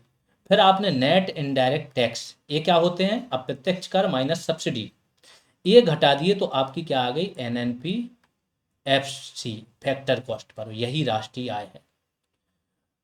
अब किसी में भी आपको करना है, कोई भी सकल को निबल बनाना है, मूल्यह्रास घटा दो। किसी भी डोमेस्टिक को नेशनल बनाना है, NFIA जोड़ दो। किसी भी फैक्टर कॉस्ट पर आपको चीज़ें मिली हैं और इसको आपको मार्केट प्राइस पर लाना है तो आप क्या करोगे, NIT जोड़ दोगे। अगर आपको फैक्टर कॉस्ट पर लानी है मार्केट प्राइस से तो NIT घटा दो। ये पूरी कहानी। अब GDP में क्या क्या शामिल नहीं होता है, हस्तांतरण भुगतान शामिल नहीं किए जाते, ऐसे भुगतान जिसके बदले सरकार को या व्यक्तियों को कोई वस्तु या सेवा नहीं मिलती है, नहीं मिलना, उसे बोलते हैं हस्तांतरण भुगतान।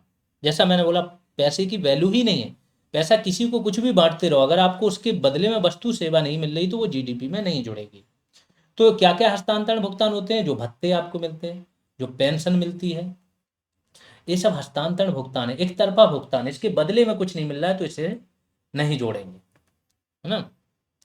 हस्तांतरण भुगतान जान लेते हैं, ट्रांसफर पेमेंट्स, ऐसे भुगतान जिसके बदले में सरकार को कोई आर्थिक गतिविधि या सेवा प्रदान नहीं की जाती है, जैसे वृद्धावस्था पेंशन, छात्रवृत्ति, पुरस्कार राशि। ये कुछ एग्जाम्पल हैं, बहुत सारे होते हैं। जीडीपी में जो पुरानी वस्तुएं आप बेचते हो उनका भी मूल्य नहीं जोड़ा जाता, क्योंकि एक बार जब उनका उत्पादन हुआ था जुड़ चुका है मूल्य। तो पुराने वस्तुओं का जो भी बिक्री, हाँ, जिस व्यक्ति ने आपकी पुरानी वस्तु बिकवाई वो एजेंट, ठीक है, जो व्यक्ति बिकवा रहा है आपकी पुरानी वस्तु, तो उस एजेंट की कुछ फीस होती होगी, अगर उसको कुछ फीस मिली है ये जुड़ेगी, क्योंकि ये इसकी कमाई है, इसने सेवा दी है आपको, तो इसकी फीस जुड़ेगी। व्यक्तिगत आय, एक और टर्म है व्यक्तिगत आय, यानी कि पर्सनल इनकम, पीआई। क्या होता है? राष्ट्रीय आय प्लस के हस्तांतरण भुगतान और माइनस कारपोरेट प्रतिधारित आय। कॉरपोरेट में जो आप आय कुछ धारण करते हो ना, जो आप वहां पे जमा कराते हो, वेतन कटवाते हो, वो माइनस के आयकर।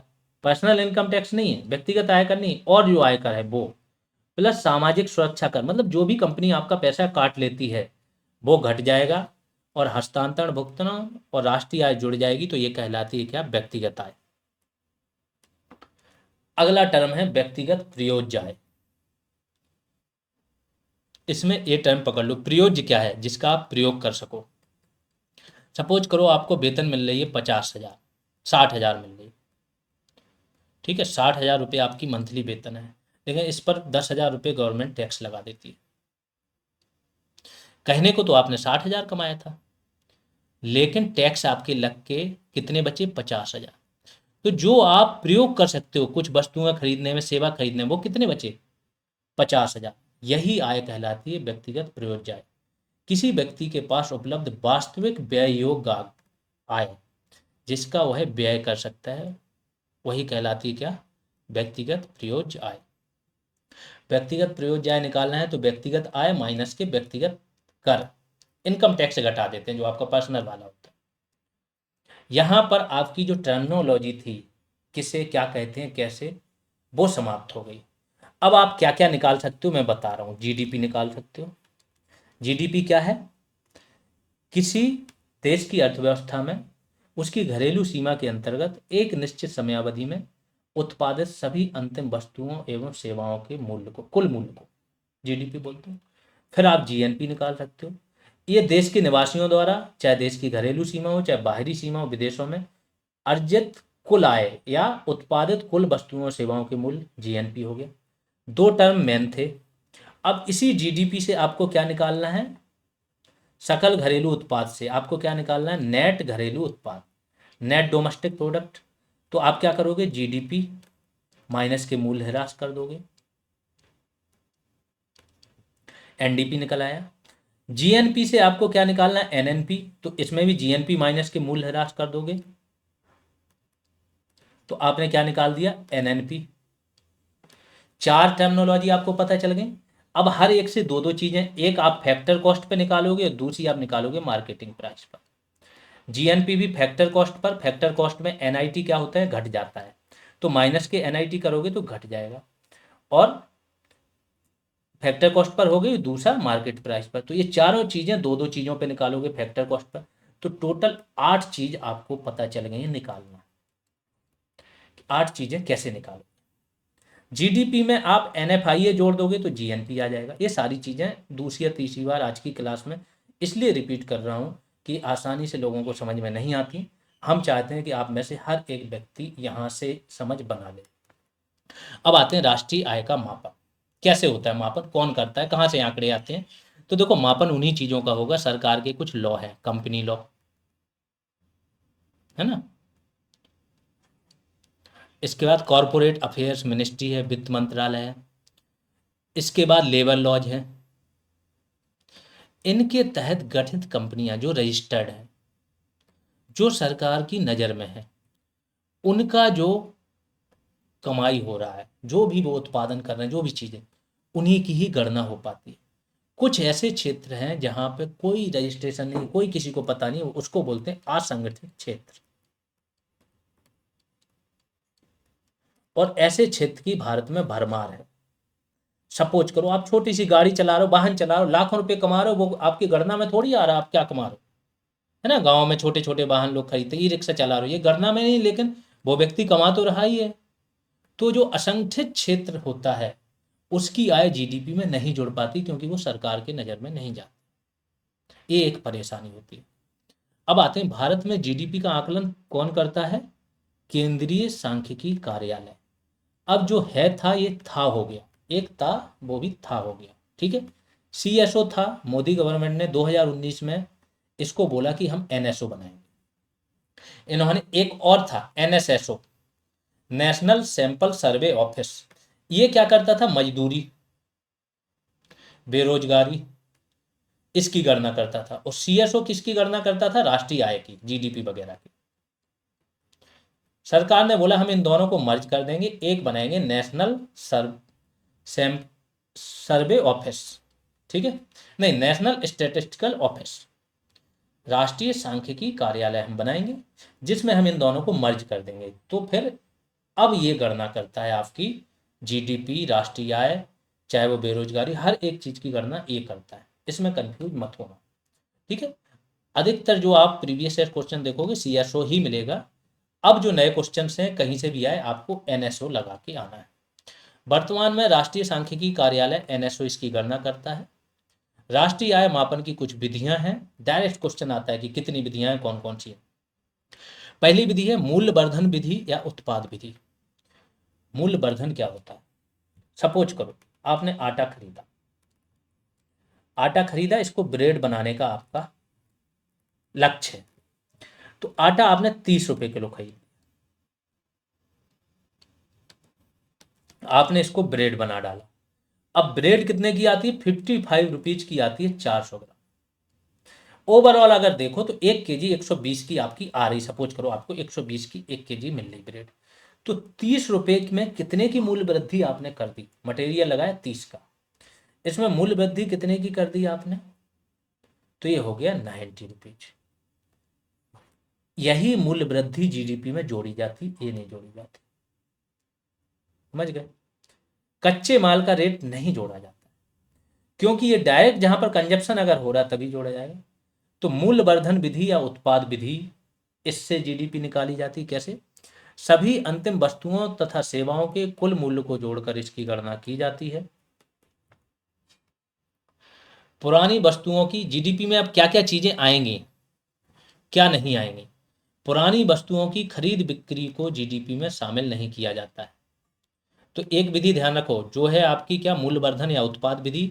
एक होगी आय विधि, दूसरी होगी व्यय विधि। टोटल 3 विधियां हैं जीडीपी गणना की। वित्तीय सौदे जैसे होते हैं, आप शेयर खरीदते हो, ऋण पत्र खरीदते हो, इनका क्रय विक्रय करते हो, इन्हें भी जीडीपी में नहीं जोड़ा जाता है। डायरेक्ट क्वेश्चन बनते हैं कि इनमें कौन कौन सी चीजें जीडीपी में जोड़ी जाती, कौन सी नहीं। पूंजीगत लाभ या हानि हुई। सपोज करो आपने कोई मकान खरीदा, प्लॉट खरीदा, उस प्लॉट की कीमत लगातार बढ़ ही रही, तो वो पूंजीगत आपको क्या हो रहा है? एक प्रकार से लाभ होता जा रहा है। 10 लाख का खरीदा था, 10 साल बाद वो 1 करोड़ का हो गया। तो क्या आपका ये जीडीपी बढ़ गई? जीडीपी में जोड़ेंगे? नहीं, एक कीमत बढ़ी है, ठीक है। चीज उतनी ही थी, वस्तु उतनी ही रही है, तो इसको नहीं जोड़ेंगे। अप्रत्याशित लाभ हो गया, जिसकी आपको संभावना ना हो। जब आपको संभावना नहीं है, तो कब संभावना नहीं होती है? इसलिए समझो, जीडीपी का मतलब ही है या तो वस्तु का उत्पादन हो या सेवा का। अगर आपको संभावना नहीं है तो मतलब वो काम आपने किया ही नहीं है ना, लॉटरी लग गई आपकी। तो क्या है, लॉटरी आपकी जीडीपी में नहीं जुड़ेगी, क्योंकि ये अप्रत्याशित लाभ है। इसके बदले ना आपने कोई काम किया, ना कोई वस्तु उत्पादित की, ना कोई सेवा की। हस्तांतरण भुगतान पर बात हो गई, जिसके बदले कोई वस्तु या सेवा ना मिले, एक तरफा भुगतान होते हैं, वो होते हैं हस्तांतरण भुगतान। चाहे वो वेतन नहीं, भत्ते हो, चाहे वो पेंशन हो। हाँ, जो सांसद वगैरह हैं इनको जो भत्ते मिल रहा है वो अलग चीज़ है, जो बेरोजगारी भत्ता मिल रहा है वो नहीं आएगा। मीन्स आपने कुछ किया ही नहीं। सांसद को भत्ता मिल रहा है तो वो उसके काम के लिए मिल रहा है, वो काम कर रहा है ना। जो पेंशन मिल रही है आपको, वो आपकी जीडीपी में नहीं जुड़ेगी, चाहे वो कोई भी पेंशन क्यों। विदेशों से उपहार मिला है वो भी नहीं जुड़ेगा। सेवानिवृत्ति पेंशन, वृद्धावस्था पेंशन, ये सारी चीज़ें जीडीपी में नहीं जुड़ेंगी। आय विधि में क्या होता है, सपोज करो एक कंपनी है, अब कई प्रोडक्ट बना रही है, कई सारे। अब इन प्रोडक्ट को हम क्या करेंगे, या तो एक एक प्रोडक्ट का मूल्य जोड़ लें, या कंपनी की हम कुल आय जोड़ लें कि इसने इतनी कमाई की, वस्तुओं से ही की है, वस्तु बना रही है तो आय विधि में क्या होता है, टोटल आय को जोड़ लेते हैं। यह पद्धति फर्मों या परिवारों को किए गए कुल भुगतानों के योग पर केंद्रित है। ये आय विधि है। दूसरी है व्यय विधि। और आय विधि में एक चीज और बता दें, सपोज करो मकान बन रहा है, तो जो मकान मालिक है वो बहुत सारी चीजें बना रहा है, बहुत सारा उसको सामान चाहिए, जो सामान चाहिए उसमें हम कौन सी विधि लगाएंगे, उत्पाद विधि, कि कितना उसने खरीदा, ठीक है, कितने का सामान उसने मंगाया। तो ये विधि क्या हो जाएगी, व्यय विधि हो जाएगी, कि सामानों पे कितना व्यय किया, जो आगे आएगा। दूसरा वो मजदूरी पे कर रहा है, मजदूरी में हम देखेंगे मजदूरों को टोटल कितनी आय हुई, कुल मजदूरों की आय जोड़ लेंगे, तो यहाँ पर आय विधि लगा लेंगे कि टोटल मजदूर हो, 100 मजदूर हैं, हर मजदूर की अगर 5-5 रुपये आय हुई तो हम उसको जोड़ लेंगे कि इनकी आय क्या हुई। तो अलग अलग सेक्टर के लिए अलग अलग विधि की का उपयोग किया जाता है जीडीपी गणना में। व्यय विधि में क्या होता है, किसी अर्थव्यवस्था में उत्पादित अंतिम वस्तुओं तथा सेवाओं पर किए गए कुल व्यय को जोड़कर इस विधि से क्या निकाला जाता है, जीडीपी, इसकी गणना की जाती है कि अर्थव्यवस्था में उत्पादित अंतिम वस्तुओं सेवाओं पर आपने क्या व्यय किया है, कितने रुपए का व्यय किया है। इसमें 4 प्रकार के व्यय होते हैं। एक होता है कंजप्शन व्यय। कंजप्शन मतलब जो आप उपभोग कर देते हो, आपने चीजें ली, उपयोग किया, काम खत्म। दूसरा होता है निवेश व्यय, आपके पास पैसा है, आपने किसी कंपनी में, फैक्ट्री में डाल दिया, अब वो फैक्ट्री उत्पादन कर रही है। निवेश मतलब ऐसी चीज में आपने डाला जिससे वस्तु या सेवा बन रही है, तो ये हो गया इन्वेस्टमेंट। तीसरा सरकार का व्यय होता है, रोड रोड दुनियादारी का खर्च करती है सरकार। पिछला बजट 48.21 लाख करोड़ का था, तो ये सरकार व्यय ही कर रही है ना, तो सरकारी व्यय। और चौथा होता है निवल निर्यात, जहां पर मैंने लगाया कि जहां पर निवल लग जाए, नेट लग जाए, वो होता है शुद्ध।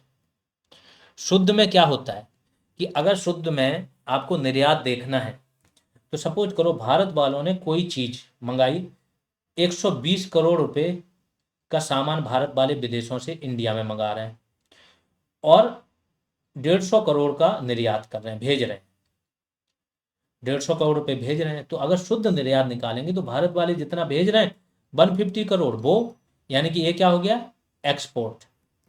और इसमें से जो भारत ने मंगाया है 120 करोड़, ये घटा दें तो निकलेगा शुद्ध निर्यात कितने का, 30 करोड़ का भारत कर रहा है। लेकिन भारत के मामले में उल्टा होता है, भारत इंपोर्ट ज़्यादा करता है और एक्सपोर्ट कम करता है, तो ये नेगेटिव रहता है। तो निवल निर्यात क्या होता है, एक्सपोर्ट माइनस के इंपोर्ट। अब जीडीपी निकालेंगे तो क्या हो जाएगा, सी, ऊपर वाला जो उपभोग व्यय है, कंजप्शन, सी, प्लस के आई, निवेश व्यय, तीसरा जी, गवर्नमेंट का व्यय, और चौथा इसमें जोड़ देंगे एक्सपोर्ट माइनस के इंपोर्ट।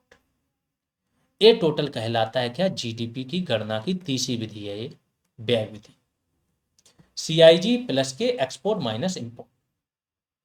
डायरेक्ट इस विधि से क्वेश्चन आता है, अभी मैं दिखाऊंगा एमसीक्यूज में क्वेश्चन आएंगे, तो याद रखो इस चीज को।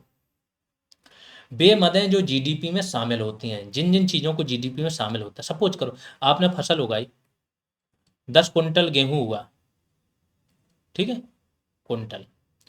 अब इसमें से 5 कुंटल तो आपको खुद खाना है, तो क्या इसे जीडीपी में जोड़ेंगे, बिल्कुल जोड़ेंगे।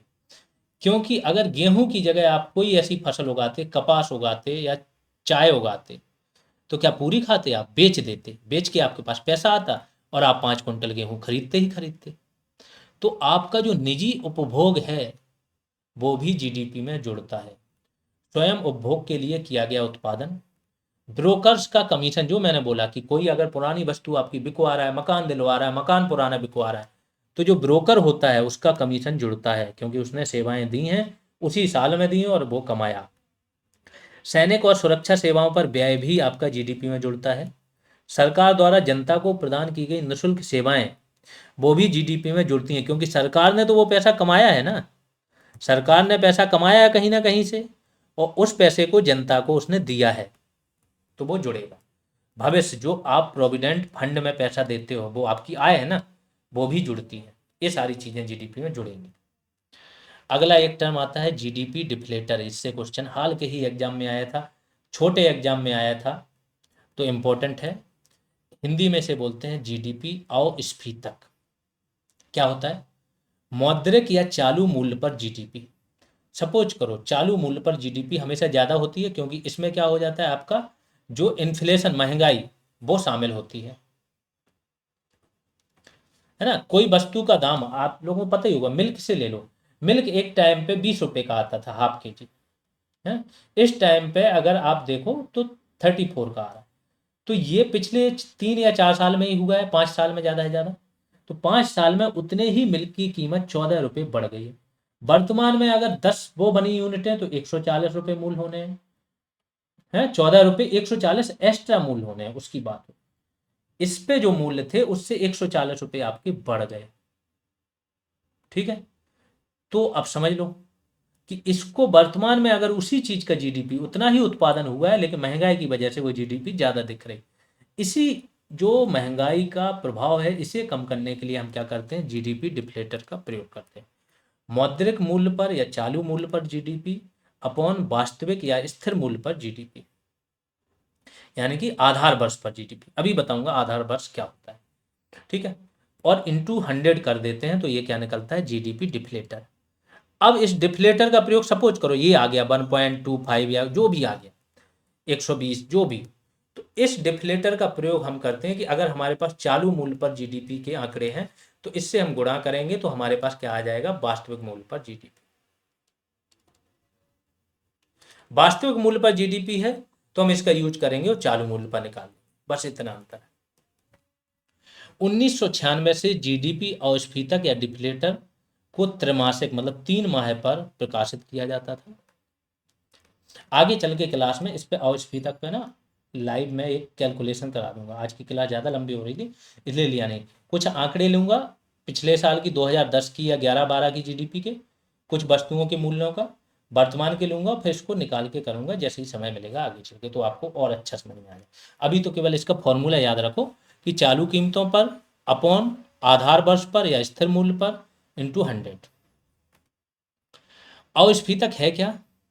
एक मूल्य सूचकांक है जो मूल्य में परिवर्तन के कारण जीडीपी या जीएनपी के मूल्य में होने वाले परिवर्तनों को ठीक करने में प्रयोग किया जाता है। ये बात अभी मैंने बताई है आपको। एक प्रकार का मूल्य सूचकांक है कि इतने प्रतिशत वृद्धि हो रही है। आधार वर्ष क्या होता है? देखो जीडीपी हम निकालते हैं ना, तो हम क्या करते हैं, सपोज करो साबुन, साबुन ही ले लेते हैं। आज की डेट में जैसे डिटॉल साबुन, इसका मूल्य है 50 रुपये, लेकिन 2011-12 में इसका मूल्य था 20 रुपये। ठीक, और आज क्या है 2024, इसका मूल्य है 50 रुपये। 2011-12 में अगर यूनिट बनी थी इसकी 100, तो हमने जीडीपी कितनी जोड़ी थी इसकी, 200 रुपये की, 2000 रुपये जीडीपी हुए। ठीक है, और इसमें बन गई इसकी कितनी जीडीपी, 200 बन गए यूनिट। ठीक है, 200 यूनिट बन गए तो ये हो गए 10,000 रुपये की कमाई आज के मूल्य के हिसाब से। क्या ये 10,000 वास्तविक कमाई है? 30 रुपये तो इसमें हर यूनिट में जुड़ा हुआ है महंगाई का, जो महंगी हुई है चीज। संख्या तो केवल 100 का ही अंतर आया ना। अगर इस मूल्य पे चले जाओ तो टोटल 4,000 का होना चाहिए, है ना। अगर पुराने मूल्यों पर चले जाओगे आप 20 रुपए के मूल्य पे, और टोटल यूनिटें कितनी बनी है ये 200, तो टोटल 4,000 की होगी और हो रही 10,000 की, यानी 6,000 का ये अंतर किस चीज का आ गया, सिर्फ मूल्य वृद्धि का। इससे हमें वास्तविक जीडीपी नहीं पता चलती है। तो इसके लिए गवर्नमेंट ने व्यवस्था की कि जब हमें वास्तविक जीडीपी निकालनी तो हम एक आधार वर्ष हमेशा रखेंगे। तो अब जो भी वास्तविक जीडीपी की गणना होती है, तो हर एक वस्तु, जितनी वस्तुओं का उत्पादन हुआ है, सबके वही मूल्य लिए जाते हैं जो 2011 और 12 में थे। फिर इन मूल्यों को जोड़ दिया जाता है, चाहे वो वस्तु हो चाहे सेवाएं, और इससे टोटल जीडीपी निकाली जाती है। इससे हमें रियल पता चलता है कि रियल हमारा उत्पादन कितना बड़ा है। बस यही है आधार वर्ष। वर्तमान में यह 2011-12 चल रहा है, इसके पहले ये 2004-5 चलता था, है ना। अभी मोदी गवर्नमेंट आई थी, इसी ने 2015 में ये सारी चीजें चेंज की। जब ये आई थी तो 2004 और 5 आधार वर्ष चल रहा था, अब 2011 और 12 चल रहा है इसके मूल। क्योंकि ये आधार वर्ष हमें चेंज करना पड़ता है, सपोज को 2004-5 में बहुत ज़मीन आसमान का अंतर हो गया, तो ये हम बहुत ज़्यादा वो नहीं है, 10 या 15 साल का गैप होता है, आगे चल के फिर से ये आधार वर्ष बदलेगा कुछ साल बाद। ठीक है, आगे चलते हैं। वर्तमान में समृद्धि दर का मापन जो जीडीपी है, ये भी विधि मोदी गवर्नमेंट ने बदली थी, जैसा मैंने पहले भी बता चुका हूँ। पहले जो जीडीपी निकाली जाती थी वो निकाली जाती थी फैक्टर कॉस्ट पर, अब निकलती है मार्केट प्राइस पर, क्योंकि दुनिया भर ने ये मार्केट प्राइस अपना ली थी, विश्व बैंक भी वही अपना रहा है, तो मोदी गवर्नमेंट ने भी इसको अपना लिया था। तो वर्तमान में समृद्धि दर का मापन बाजार मूल्यों पर किया जाता है और ये जीडीपी के माध्यम से किया जाता है। MCA 21 ministry of corporate affairs, Nirmala Sitharaman इसकी भी क्या है, मंत्री हैं, MCA उन्हीं के अंतर्गत आता है। ठीक है, इसका डेटा होता है, क्योंकि कॉरपोरेट अफेयर्स के अंतर्गत ही सारी कंपनियां रजिस्टर्ड होती हैं और उनका पूरा लेखा जोखा क्या कर रही है, क्या उत्पादन की क्षमता है, कितना हो रहा है, क्या नहीं हो रहा है, क्या पेमेंट कर रहे हैं, इनके पास होता है। तो MCA 21 ये पूछ लेते हैं किससे संबंधित है। MCA 21 एक प्रकार के डॉक्यूमेंट्स हैं, इसमें डेटा रहता है, इसके डेटाबेस का उपयोग किया जाता है जीडीपी गणना में। अब आते हैं ग्रॉस वैल्यू एडिशन, सकल मूल्य वर्धन। वही मैंने बताया, आटा 30 रुपये किलो, ब्रेड 120 किलो, मूल्य वर्धन कितना हुआ 90। इसी को बोलते हैं कि उसमें जो आपने मूल्य वर्धन किया उसके मूल्य में वृद्धि की है। टमाटर 40 रुपये किलो, केचप 200 रुपये केजी, मूल्य वर्धन कितना कर दिया आपने केचप बना के उसका 160 रुपीज पर केजी के हिसाब से। इसी को बोलते हैं सकल मूल्य वर्धन। यह कुल उत्पादन में से मध्यवर्ती उपभोग के मूल्य को घटाने पर प्राप्त अंतिम उत्पादन मूल्य होता है। टमाटर का मूल्य आपने घटा दिया, केचप बना लिया। आधार मूल्य पर अब जो जीवीए होता है, gross value addition, actually GDP इस जीवीए से निकाली जाती है। क्या होता है जीडीपी एकदम से सारे सेक्टर का, तो अलग अलग सेक्टर का, सपोज करो खाने वाला फूड प्रोसेसिंग इंडस्ट्रीज वाला अलग सेक्टर है, व्हीकल यानी कि मोटरसाइकिल बनाने वाला अलग है, कार बनाने वाला अलग है। तो मोटरसाइकिल बनाने वाले का टोटल वैल्यू एडिशन निकालेंगे तो उसे बोलेंगे जीवीए, एक सेक्टर का। दूसरे सेक्टर का जीवीए निकालेंगे, फूड प्रोसेसिंग का अलग, मेडिसिन वाले का अलग, सबका निकाल के इनका सम कर देते हैं, total sum of GVA is equal to GDP हो जाता है। ठीक है, ये होता है, इनको टोटल जोड़ के। तो आधार मूल्य पर निकाला जाता है, ये हमेशा जीबीए हमेशा आधार मूल्य पर होता है। जीबीए में कुछ भी नहीं जुड़ा होता है, टैक्स वगैरह सब्सिडी। लेकिन जैसे ही जीबीए से आप आ जाते हो, एक टर्म और आता है बेसिक प्राइस। ठीक है, जीबीए आपका क्या है, फैक्टर कॉस्ट, और एक टर्म और आता है बेसिक प्राइस। इस बेसिक प्राइस में दो चीजें जुड़ जाती हैं, मतलब एक जुड़ जाएगा उत्पादन कर और दूसरा घट जाएगा सब्सिडी। कौन सी, उत्पादन सब्सिडी। अब कंफ्यूज मत होना, उत्पाद कर अलग है, उत्पाद वाला अलग है, उत्पादन वाला अलग है। उत्पाद लगता है जितनी वस्तुओं का निर्माण हुआ, अगर 100 पीस साबुन के बने हैं तो हर एक पीस पर लगेगा। उत्पादन कर उस कंपनी बना रही है तभी उसको परमिशन मिलती है, उस पर सालाना लगा देते कि तुम में 10,000 रुपये उत्पादन कर देना होगा। वो ये नहीं देखेंगे कि फिर तुम 100 पीस साबुन के बना रहे हो कि 10,000 बना, तुम बनाओ, तुम पे एक बार लगा दिया। तो ये होता है उत्पादन कर। और उत्पादन पर गवर्नमेंट एक मुश्त सब्सिडी भी दे देती है। देखते हो प्रोडक्शन लिंक्ड इंसेंटिव, ये क्या है आजकल गवर्नमेंट चला रही, इसी का ही तो दे रही कि आपने कोई कंपनी लगाई तो सबसे पहले आपको उत्पादन कर देना होगा, उसमें भी छूट दे देते हैं, प्लस बोल देते हैं कि एक मुश्त हमसे 10 करोड़ रुपए अगर आपने निवेश किए तो 1 करोड़ रुपए हमसे ले लेना सब्सिडी। ये सब्सिडी होती है उत्पादन सब्सिडी, ये यूनिट के हिसाब से नहीं लगती है। ठीक है, तो उत्पाद कर से अलग है। तो जब इसमें उत्पादन कर माइनस के उत्पादन सब्सिडी शामिल कर लिया जाता है तो ये हो जाता है बेसिक प्राइस पर, यानी कि आधार मूल्य पर। वो आधार वर्ष था, ये आधार मूल्य है। तो जीबीए में उत्पादन कर को सम्मिलित किया जाता है तथा उत्पादन सब्सिडी घटाई जाती है। आधार मूल्य यानी बेसिक प्राइस पर, यहां से क्वेश्चन बनते हैं। जीबीए क्या होता है, जीबीए यानी कि ये फैक्टर कॉस्ट है, GBA eight factor cost plus के उत्पादन कर माइनस के उत्पादन सब्सिडी, ये कहलाता है GVA at basic price, BP, आधार मूल्य पर। यहां से भी क्वेश्चन बनते हैं। तो अब तीन चीजें आ गई, मार्केट प्राइस, आधार वर्ष और तीसरा आ गया आधार मूल्य और चौथा आ गया फैक्टर कॉस्ट। ये चारों चीजें याद रखना, बार बार रिवाइज करोगे सबको याद हो जाएंगे। जैसा मैंने बोला जीडीपी निकालनी होती है तो आप क्या करते हो, जीबीए को आप जोड़ देते हो सारे जीडीपी, और इसमें जीबीए क्या बेसिक प्राइस वाला जीबीए जोड़ते हो, उत्पादन कर माइनस के उत्पादन सब्सिडी समाहित कर लेते हो। अब कुछ अवधारणाएं हैं आर्थिक विकास की। लोग आर्थिक वृद्धि को ही आर्थिक विकास समझ लेते हैं। वृद्धि इज नॉट इक्वल टू विकास। सपोज करो कि आर्थिक वृद्धि में तो अगर कोई व्यक्ति तंबाकू भी देश में बन रही है ना, उसका भी मूल्य जुड़ रहा है ना तंबाकू का, क्या इससे विकास हो रहा है देश का तंबाकू बनाने से? लेकिन वृद्धि में तो जुड़ रहा है। सपोज करो मुकेश अंबानी ने ही पैसा कमा लिया पूरा, देश में जितनी संपत्ति बन रही 90% वो कमा रहे हैं, तो देश की आर्थिक वृद्धि में तो ये जुड़ेगा, क्या विकास होगा इससे, एक व्यक्ति का विकास? तो वृद्धि और विकास में अंतर है। क्वेश्चन यहाँ से डायरेक्ट बनते हैं।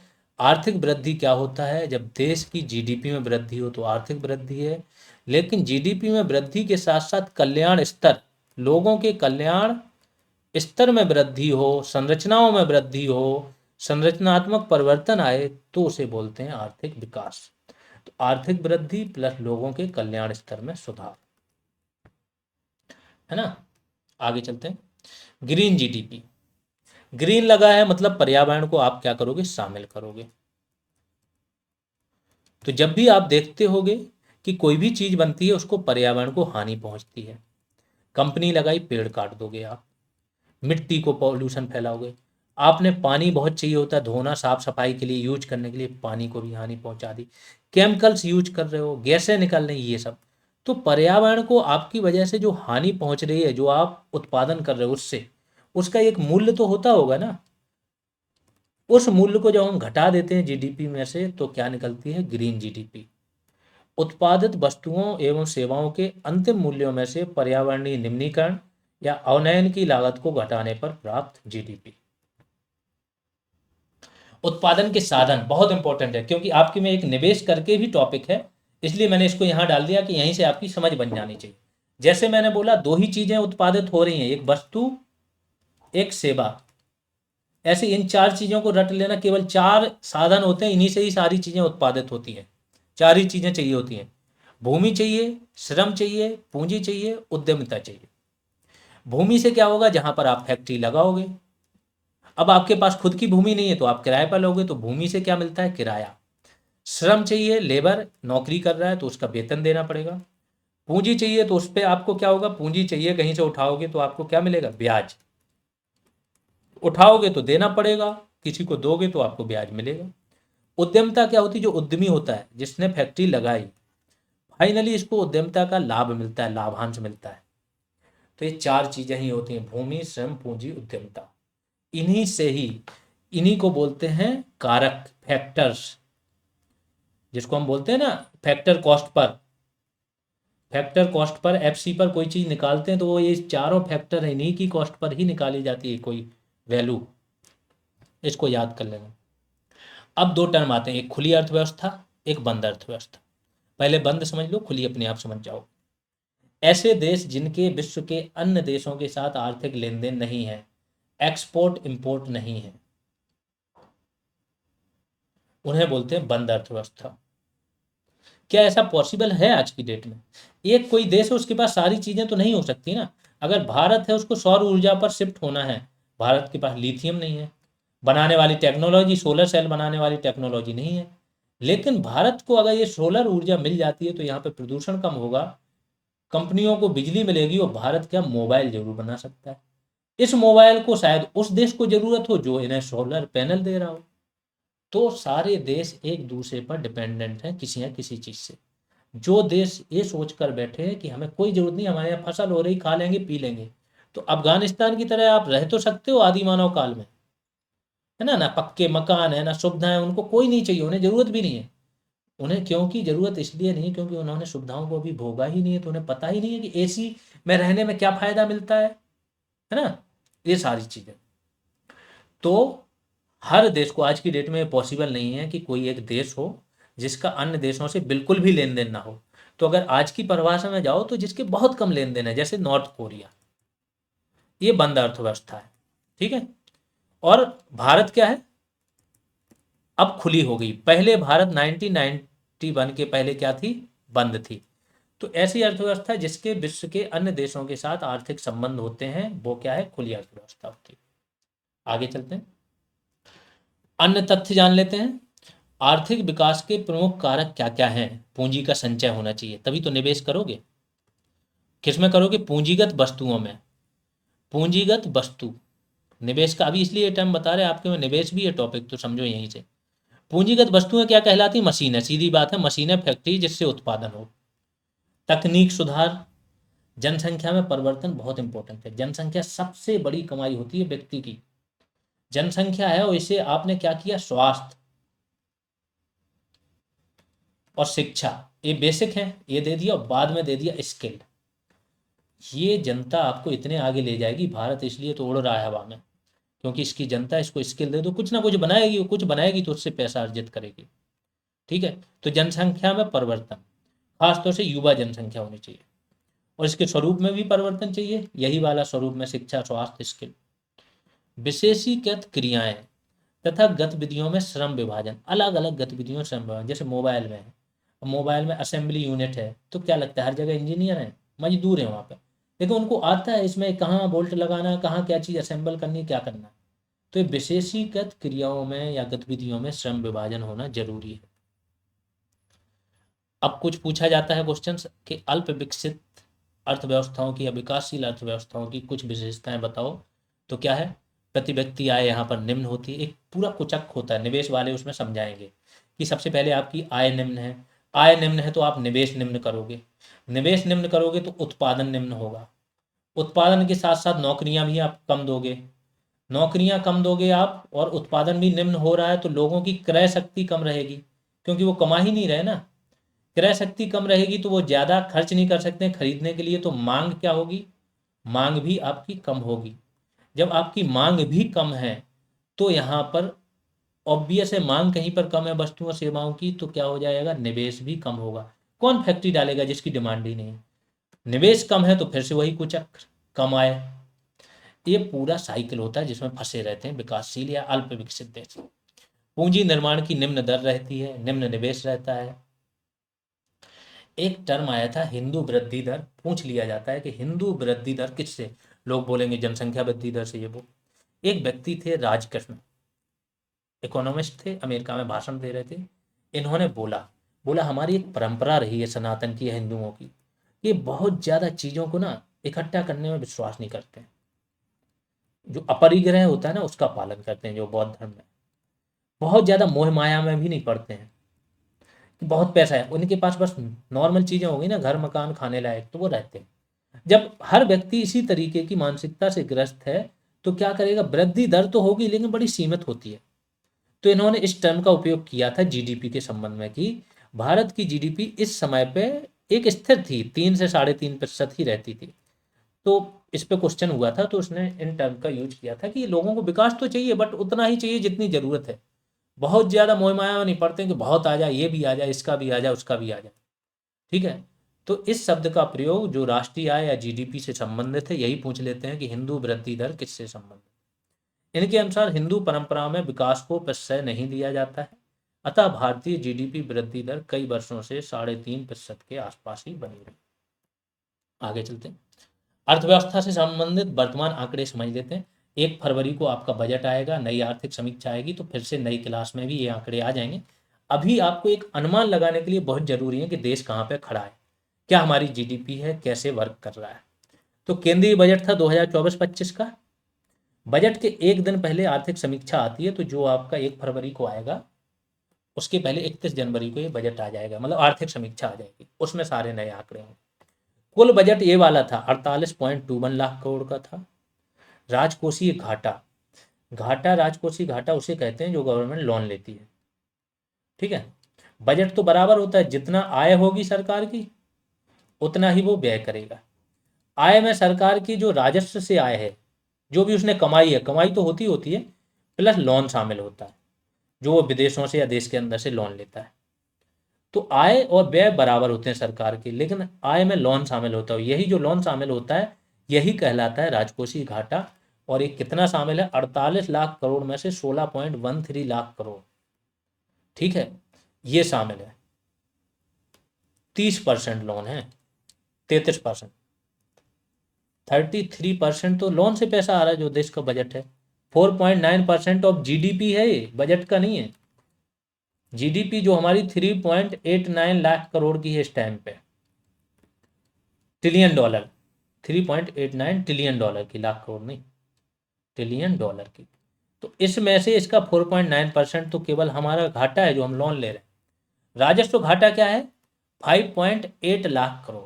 आगे बताएंगे, बजट का आपके में टॉपिक है, उसमें डिटेल में एक्सप्लेन करेंगे राजस्व घाटा कब कैलकुलेट करते हैं, प्रभावी राजस्व घाटा किसे कहते हैं, और प्राथमिक घाटा किसे कहते हैं, है ना। प्रभावी राजस्व घाटा में जो राज्यों को पैसा दिया जाता है और वो उसका यूज करते हैं पूंजीगत वस्तुओं को बनाने में, तो वो प्रभावी में उसे नहीं जोड़ते हैं, तो ये कम हो जाता है। ये कितना है? 0.6%। राजस्व घाटा कितना है? 1.8%। और प्राथमिक घाटा कितना है? 1.4% ऑफ जीडीपी। प्राथमिक घाटा में पहले का जो लोन वगैरह पिछली गवर्नमेंट ने लिया ना, उसे नहीं ऐड करते। तो इस तरीके से सारी चीज़ें आपकी बजट वाले सेक्शन में फिर से समझाई जाएंगी, बहुत डिटेल में समझाई जाएंगी, आपकी पूरी समझ बन जाएगी। अभी तो बस इतना जान लो कि ये आंकड़े हैं।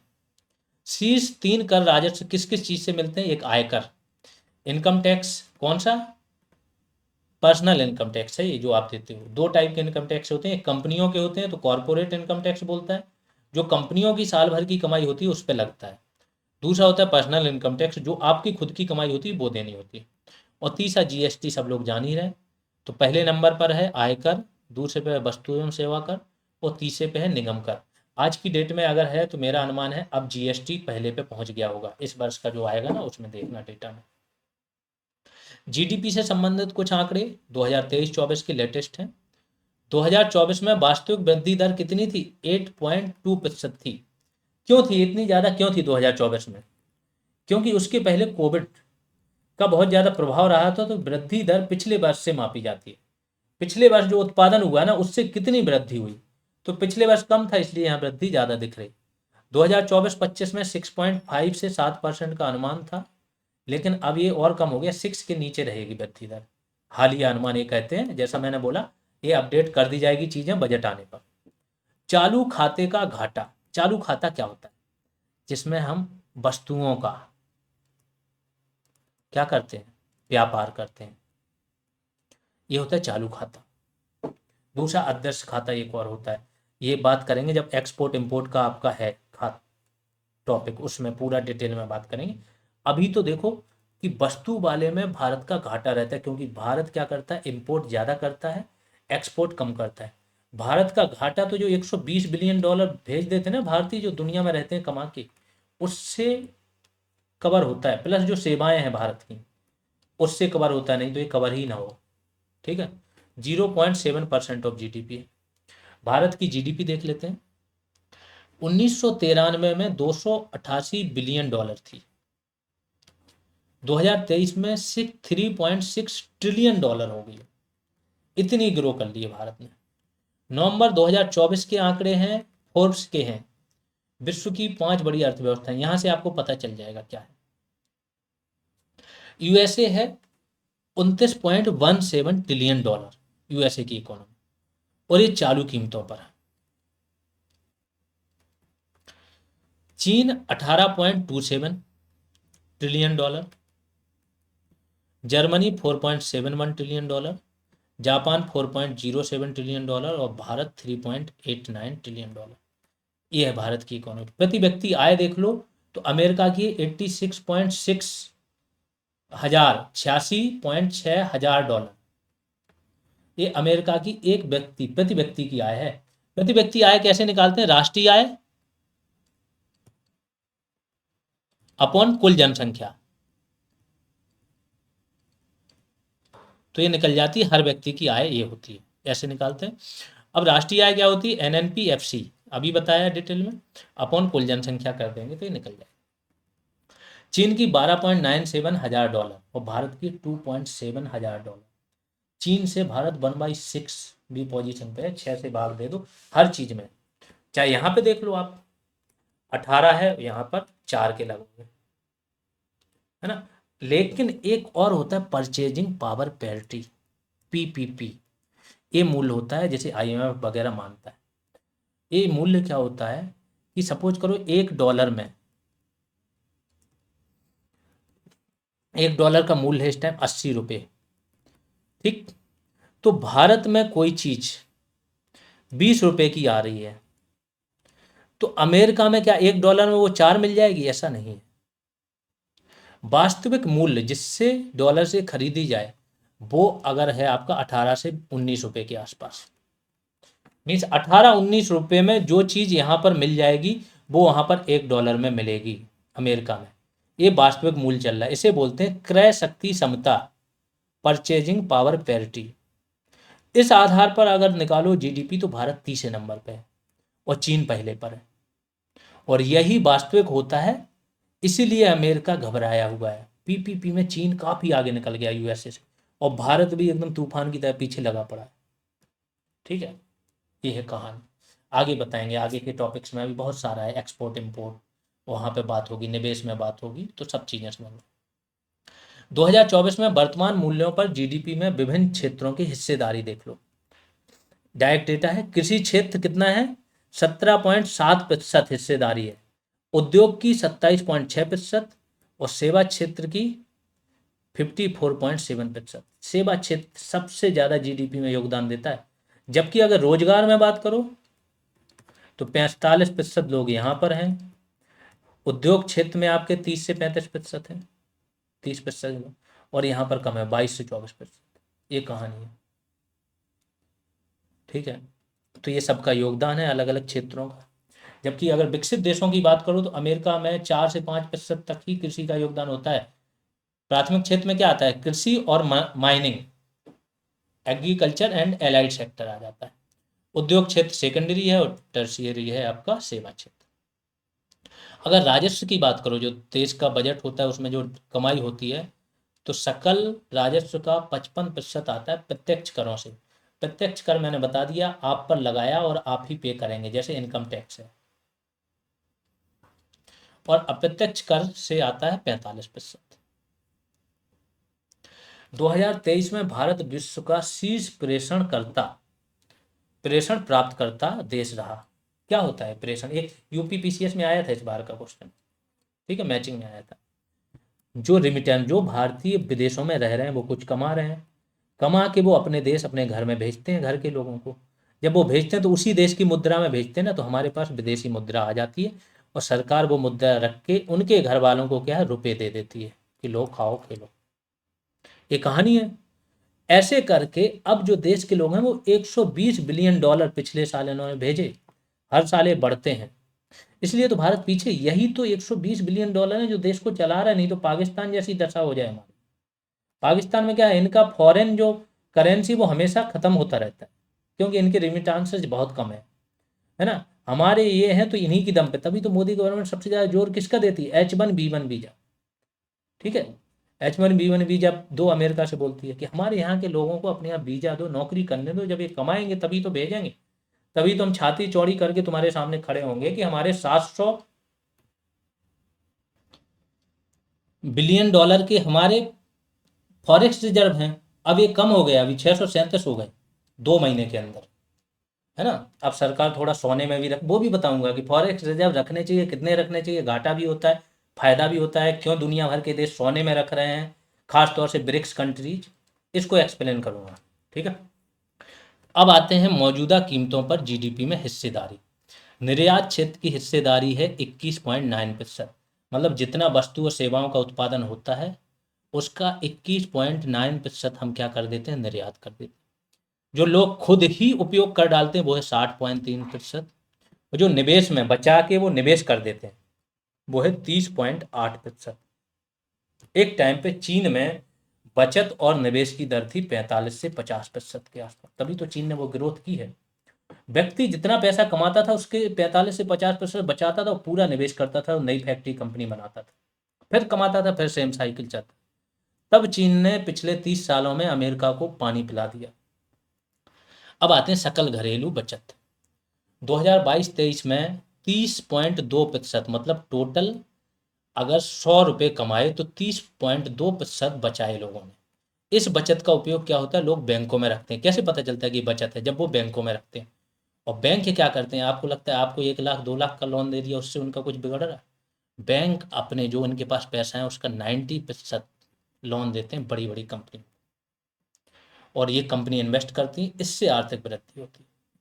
तो इस 30.2% में से 18.4% तो घरेलू क्षेत्र यानी आम लोगों ने इन्होंने बचाए। 80% जो टोटल बचत होती है, अगर 18.2 ले लो तो ये प्रतिशत 30 का है, 100 का नहीं है ना। तो अगर ऐसे देखो तो एक प्रकार से ये 70% हो गया। ठीक है, 70% इन्होंने यहां से बचाया, 66 से 70%। ये घरेलू सेक्टर बचाते हैं, आम लोग जो वो बैंकों में रखते हैं। फिर निजी कंपनियां, प्राइवेट कंपनियां बचाती हैं 11.2, और 0.6 केवल सरकारी कंपनियां। ये है इनकी कहानी। टोटल जैसा मैंने बोला, डोमेस्टिक सेक्टर 80% बचत केवल घर वाले जो हाउस होल्ड होते हैं वो करते हैं, बैंकों में रखते हैं पैसा।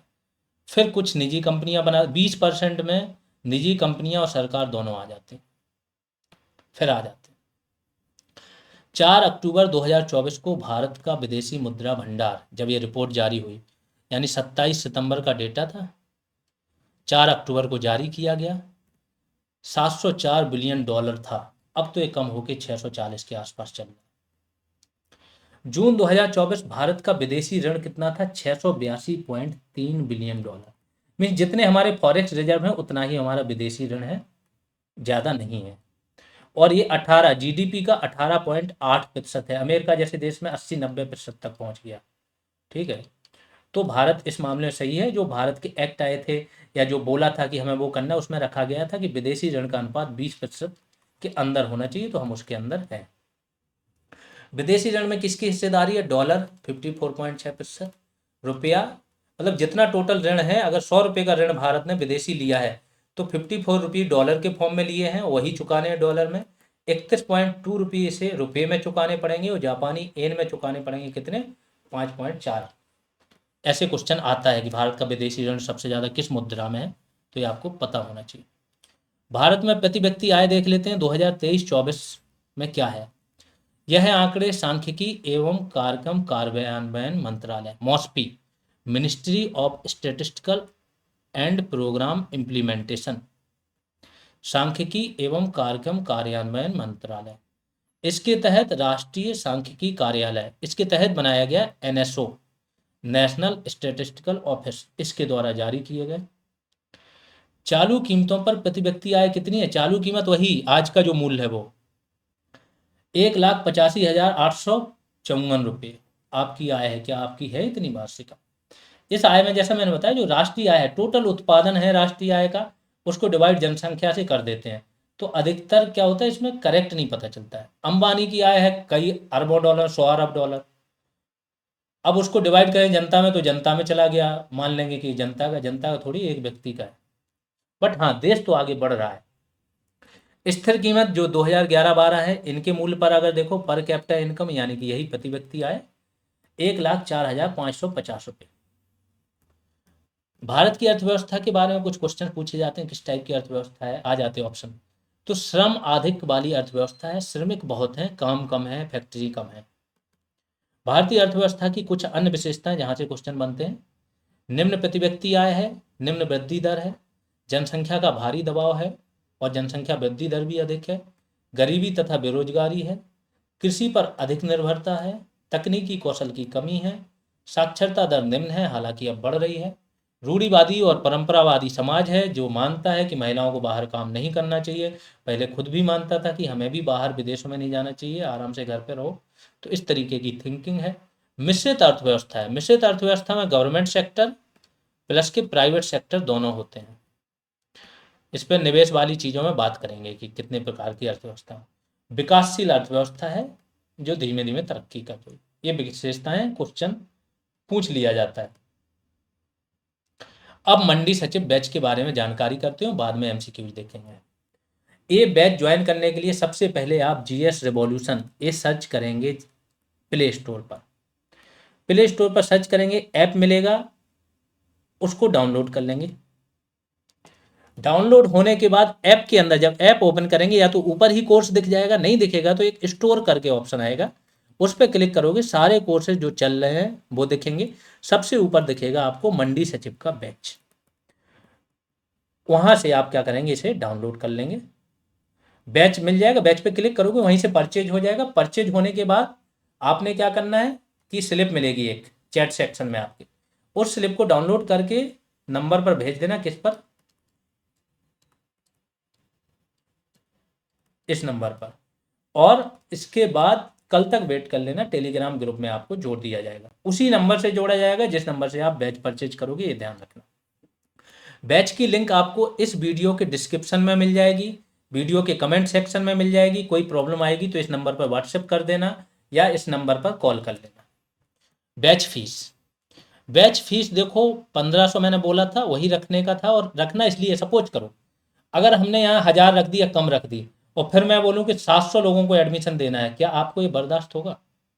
ये चीज़ें आज तो आपको सही लग रही, जैसे ही ये 4 6 8 10 क्लासें हुई, जब आपको लगेगा बढ़िया लेवल आ रहा है तो आप खुद पछताने लगोगे कि सर थोड़ा और पैसा ले लेते, लेकिन संख्या इसकी सीमित कर दो।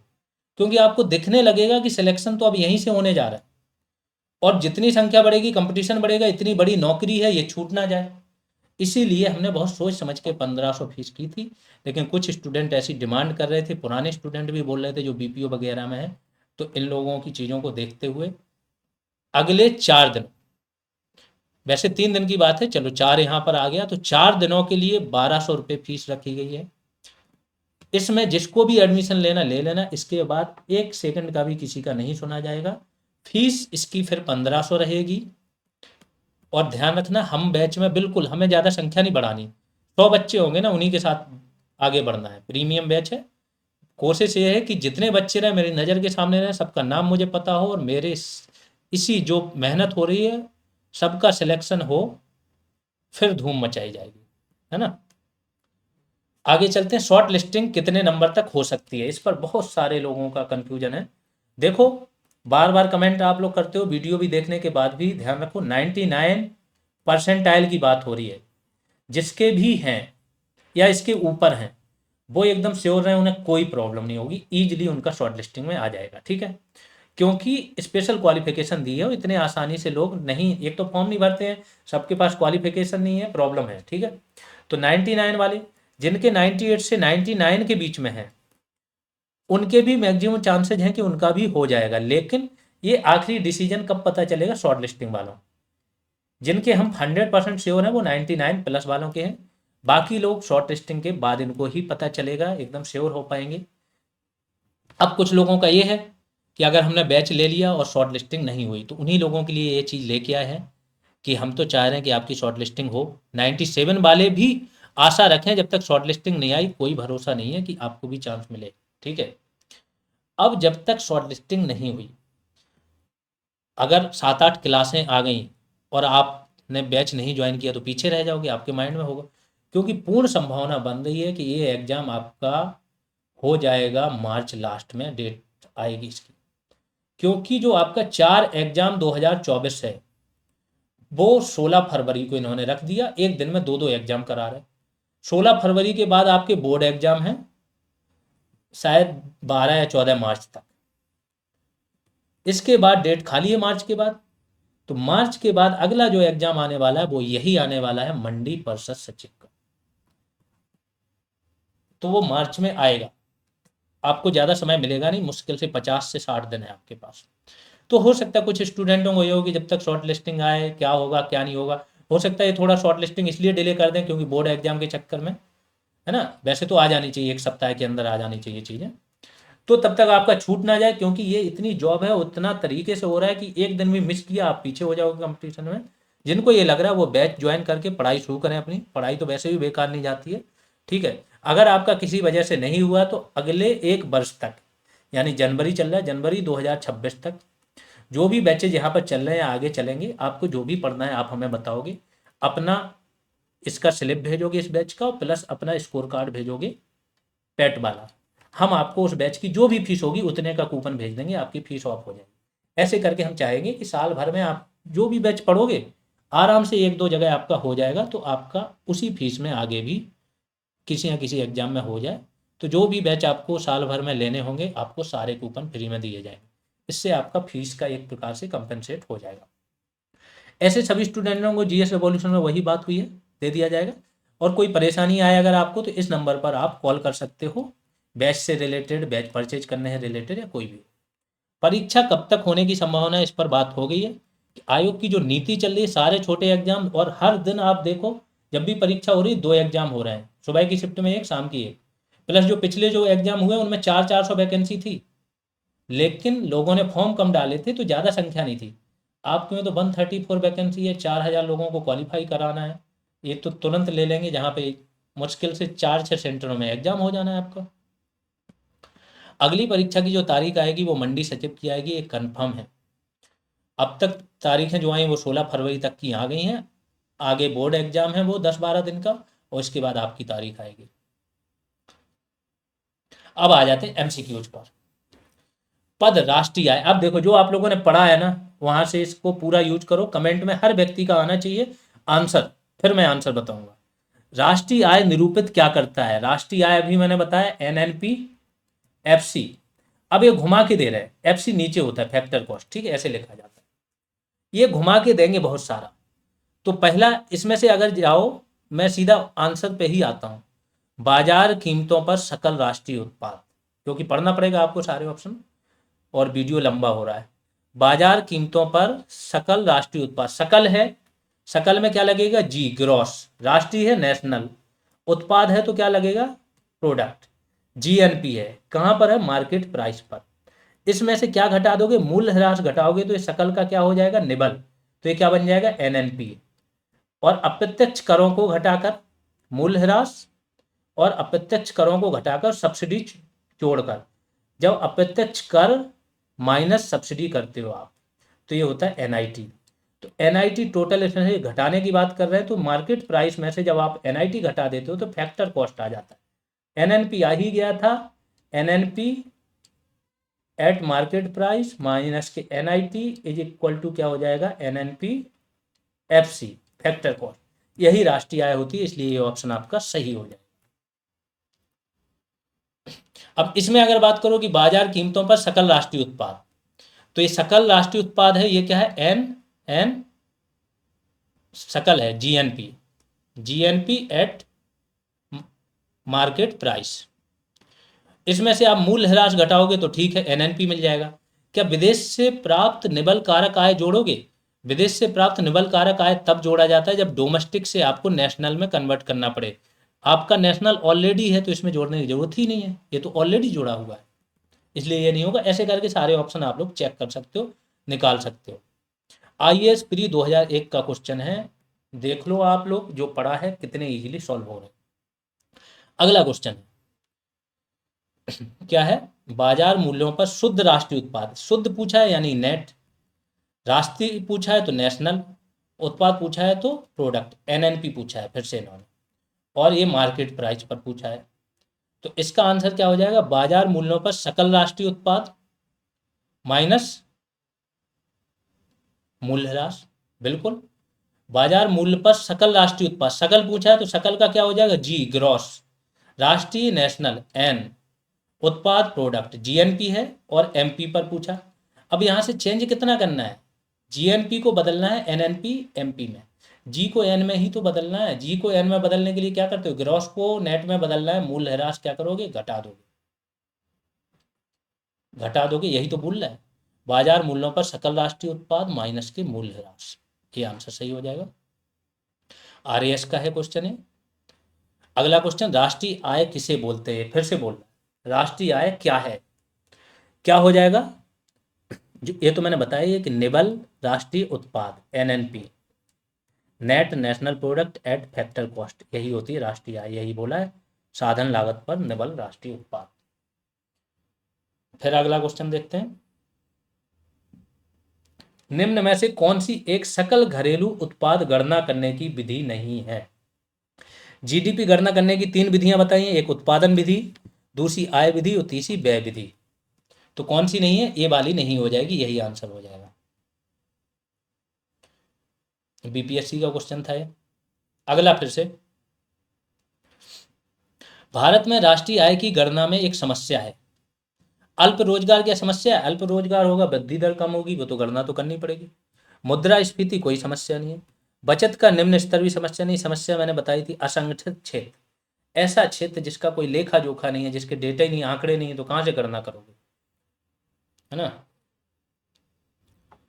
फिर से अगले क्वेश्चन पे चलते हैं। ये कथन और कारक वाला है। शुद्ध घरेलू उत्पाद, शुद्ध बोला है नेट, घरेलू बोला है डोमेस्टिक, उत्पाद बोला है product. NDP is equal to क्या होता है? सकल घरेलू उत्पाद, GDP प्लस मूल्य ह्रास होता है क्या?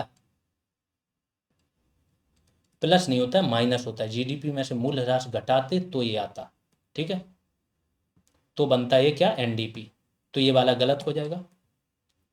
दूसरा है प्रति व्यक्ति आय, शुद्ध घरेलू उत्पाद अपॉन राष्ट्र की कुल जनसंख्या, क्या ये है? मैंने बताया था प्रति व्यक्ति आय क्या है? राष्ट्रीय आय। राष्ट्रीय आय क्या होती है? निबल राष्ट्रीय उत्पाद, ना कि घरेलू, यानी शुद्ध राष्ट्रीय उत्पाद भी बोल सकते हो निबल को। ये घरेलू की बात हो रही तो ये भी गलत हो जाएगा। विश्व की अर्थव्यवस्थाओं की तुलना करने हेतु शुद्ध घरेलू उत्पाद सकल घरेलू उत्पाद की अपेक्षा बेहतर मानक है। ये एक अवधारणा वाला प्रश्न है जो आयोग मानता है। ये बात भी गलत है क्योंकि अधिकतर गणनाएं दुनिया भर की GDP में करते हैं, ठीक है। राष्ट्रीय आय हम अलग से निकालते हैं, लेकिन अर्थव्यवस्थाओं की जो तुलना करते हैं वो हम GDP में करते हैं। तो अगर GNP बेहतर होती तो GNP में पहले करते, है ना। इसीलिए शुद्ध घरेलू उत्पाद मतलब ये क्या हो गया? NDP में करते, लेकिन NDP में नहीं करते क्योंकि मूल्य ह्रास किसके यहाँ ज़्यादा टूट फूट हो रही, किसके यहाँ कम हो रही, वो कोई मापक नहीं है। इसलिए तीनों गलत हो जाएंगे आपके।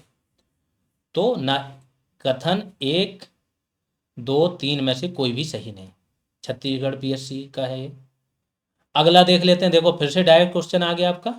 एक खुली हुई अर्थव्यवस्था में अर्थव्यवस्था की राष्ट्रीय आय क्या है? Y। ये कौन सी व्यय व्यय विधि है? व्यय मैंने बताया था 4 टाइप के होते हैं। सबसे पहले Y तो है कुल आय, C क्या है? कंज्यूमर व्यय, उपभोग व्यय, कंजप्शन व्यय। I क्या है? इन्वेस्टमेंट। G क्या है? गवर्नमेंट का व्यय। CIG हो जाएगा प्लस के एक्सपोर्ट माइनस इम्पोर्ट, यही वाला सही हो जाएगा। लिखा है डायरेक्ट, वहां पर IM लिखा है, M से भी डिनोट करते हैं, ठीक है। IAS का क्वेश्चन है 2000 का। अगला क्वेश्चन देख लेते हैं। ये देखो समझने वाला है। जैसा मैंने बोला आपको डायरेक्ट नहीं मिलेगा, इसलिए इतना समझाया है, आज की क्लास में इतना समय लिया है। शायद अगले लेक्चर्स में इतना ज़्यादा समय नहीं लगे, ठीक है। आज मैं समझाने वाला बहुत था, 3 बार हर चीज़ इसलिए रिपीट की कि समझ बन जाएगी तो ही क्वेश्चन सॉल्व होंगे। यदि एक दी हुई समयावधि में कीमतें और मौद्रिक आय दोनों दोगुनी हो जाए तो वास्तविक आय, सपोज करो कि आपका सैलरी दोगुनी हो गई, आय आपकी क्या होगी? दोगुनी। 100 रुपये मिलते थे, 200 रुपये मिलने लगे, लेकिन आपको जो चीजें खरीदनी है उन सब की भी क्या हो गई? कीमत दोगुनी। तो क्या पैसा, जैसा मैंने बोला पैसा की कोई वैल्यू नहीं, पैसे की वैल्यू क्या है? वस्तु और सेवाओं के रिस्पेक्ट में। जब वस्तु और सेवाओं के दाम भी दोगुने हो गए तो आपकी वास्तविक आय क्या होगी? आप परिवर्तित रहेगी, कोई फर्क नहीं पड़ेगा। अगले क्वेश्चन पे आते हैं। किस सैद्धांतिक रूप से यदि आर्थिक विकास की कल्पना की जाती है तो इनमें से किस एक को साधारणतः ध्यान में नहीं रखा जाता है?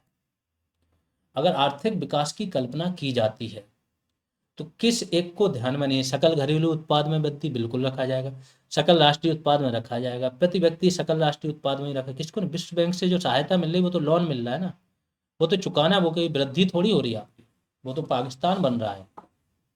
आगे चलते हैं। हिंदू वृद्धि दर किससे संबंधित है?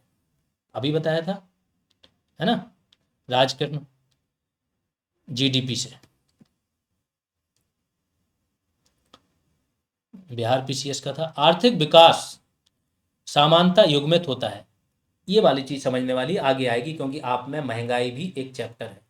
आर्थिक विकास होता है। आर्थिक विकास कैसे होता है? आर्थिक विकास होता है जब कंपनियां लगती हैं, फैक्ट्री लगती है। कंपनियां फैक्ट्री लगती हैं तो हर किसी के पास, किसी भी उद्योगपति के पास पैसा नहीं है। सारे क्या करते हैं? बैंक से लोन उठाते हैं। बैंक के लोन का रेट क्या होता है? वो डिपेंड करता है रेपो रेट पर। रेपो रेट कौन जारी करता है? आरबीआई।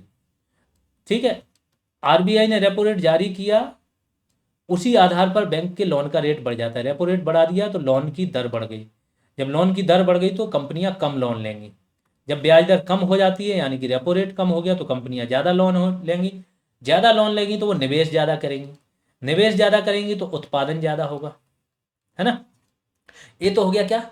आर्थिक वृद्धि। अब जब लोन की दर कम हो गई तभी निवेश ज़्यादा बढ़ रहा है।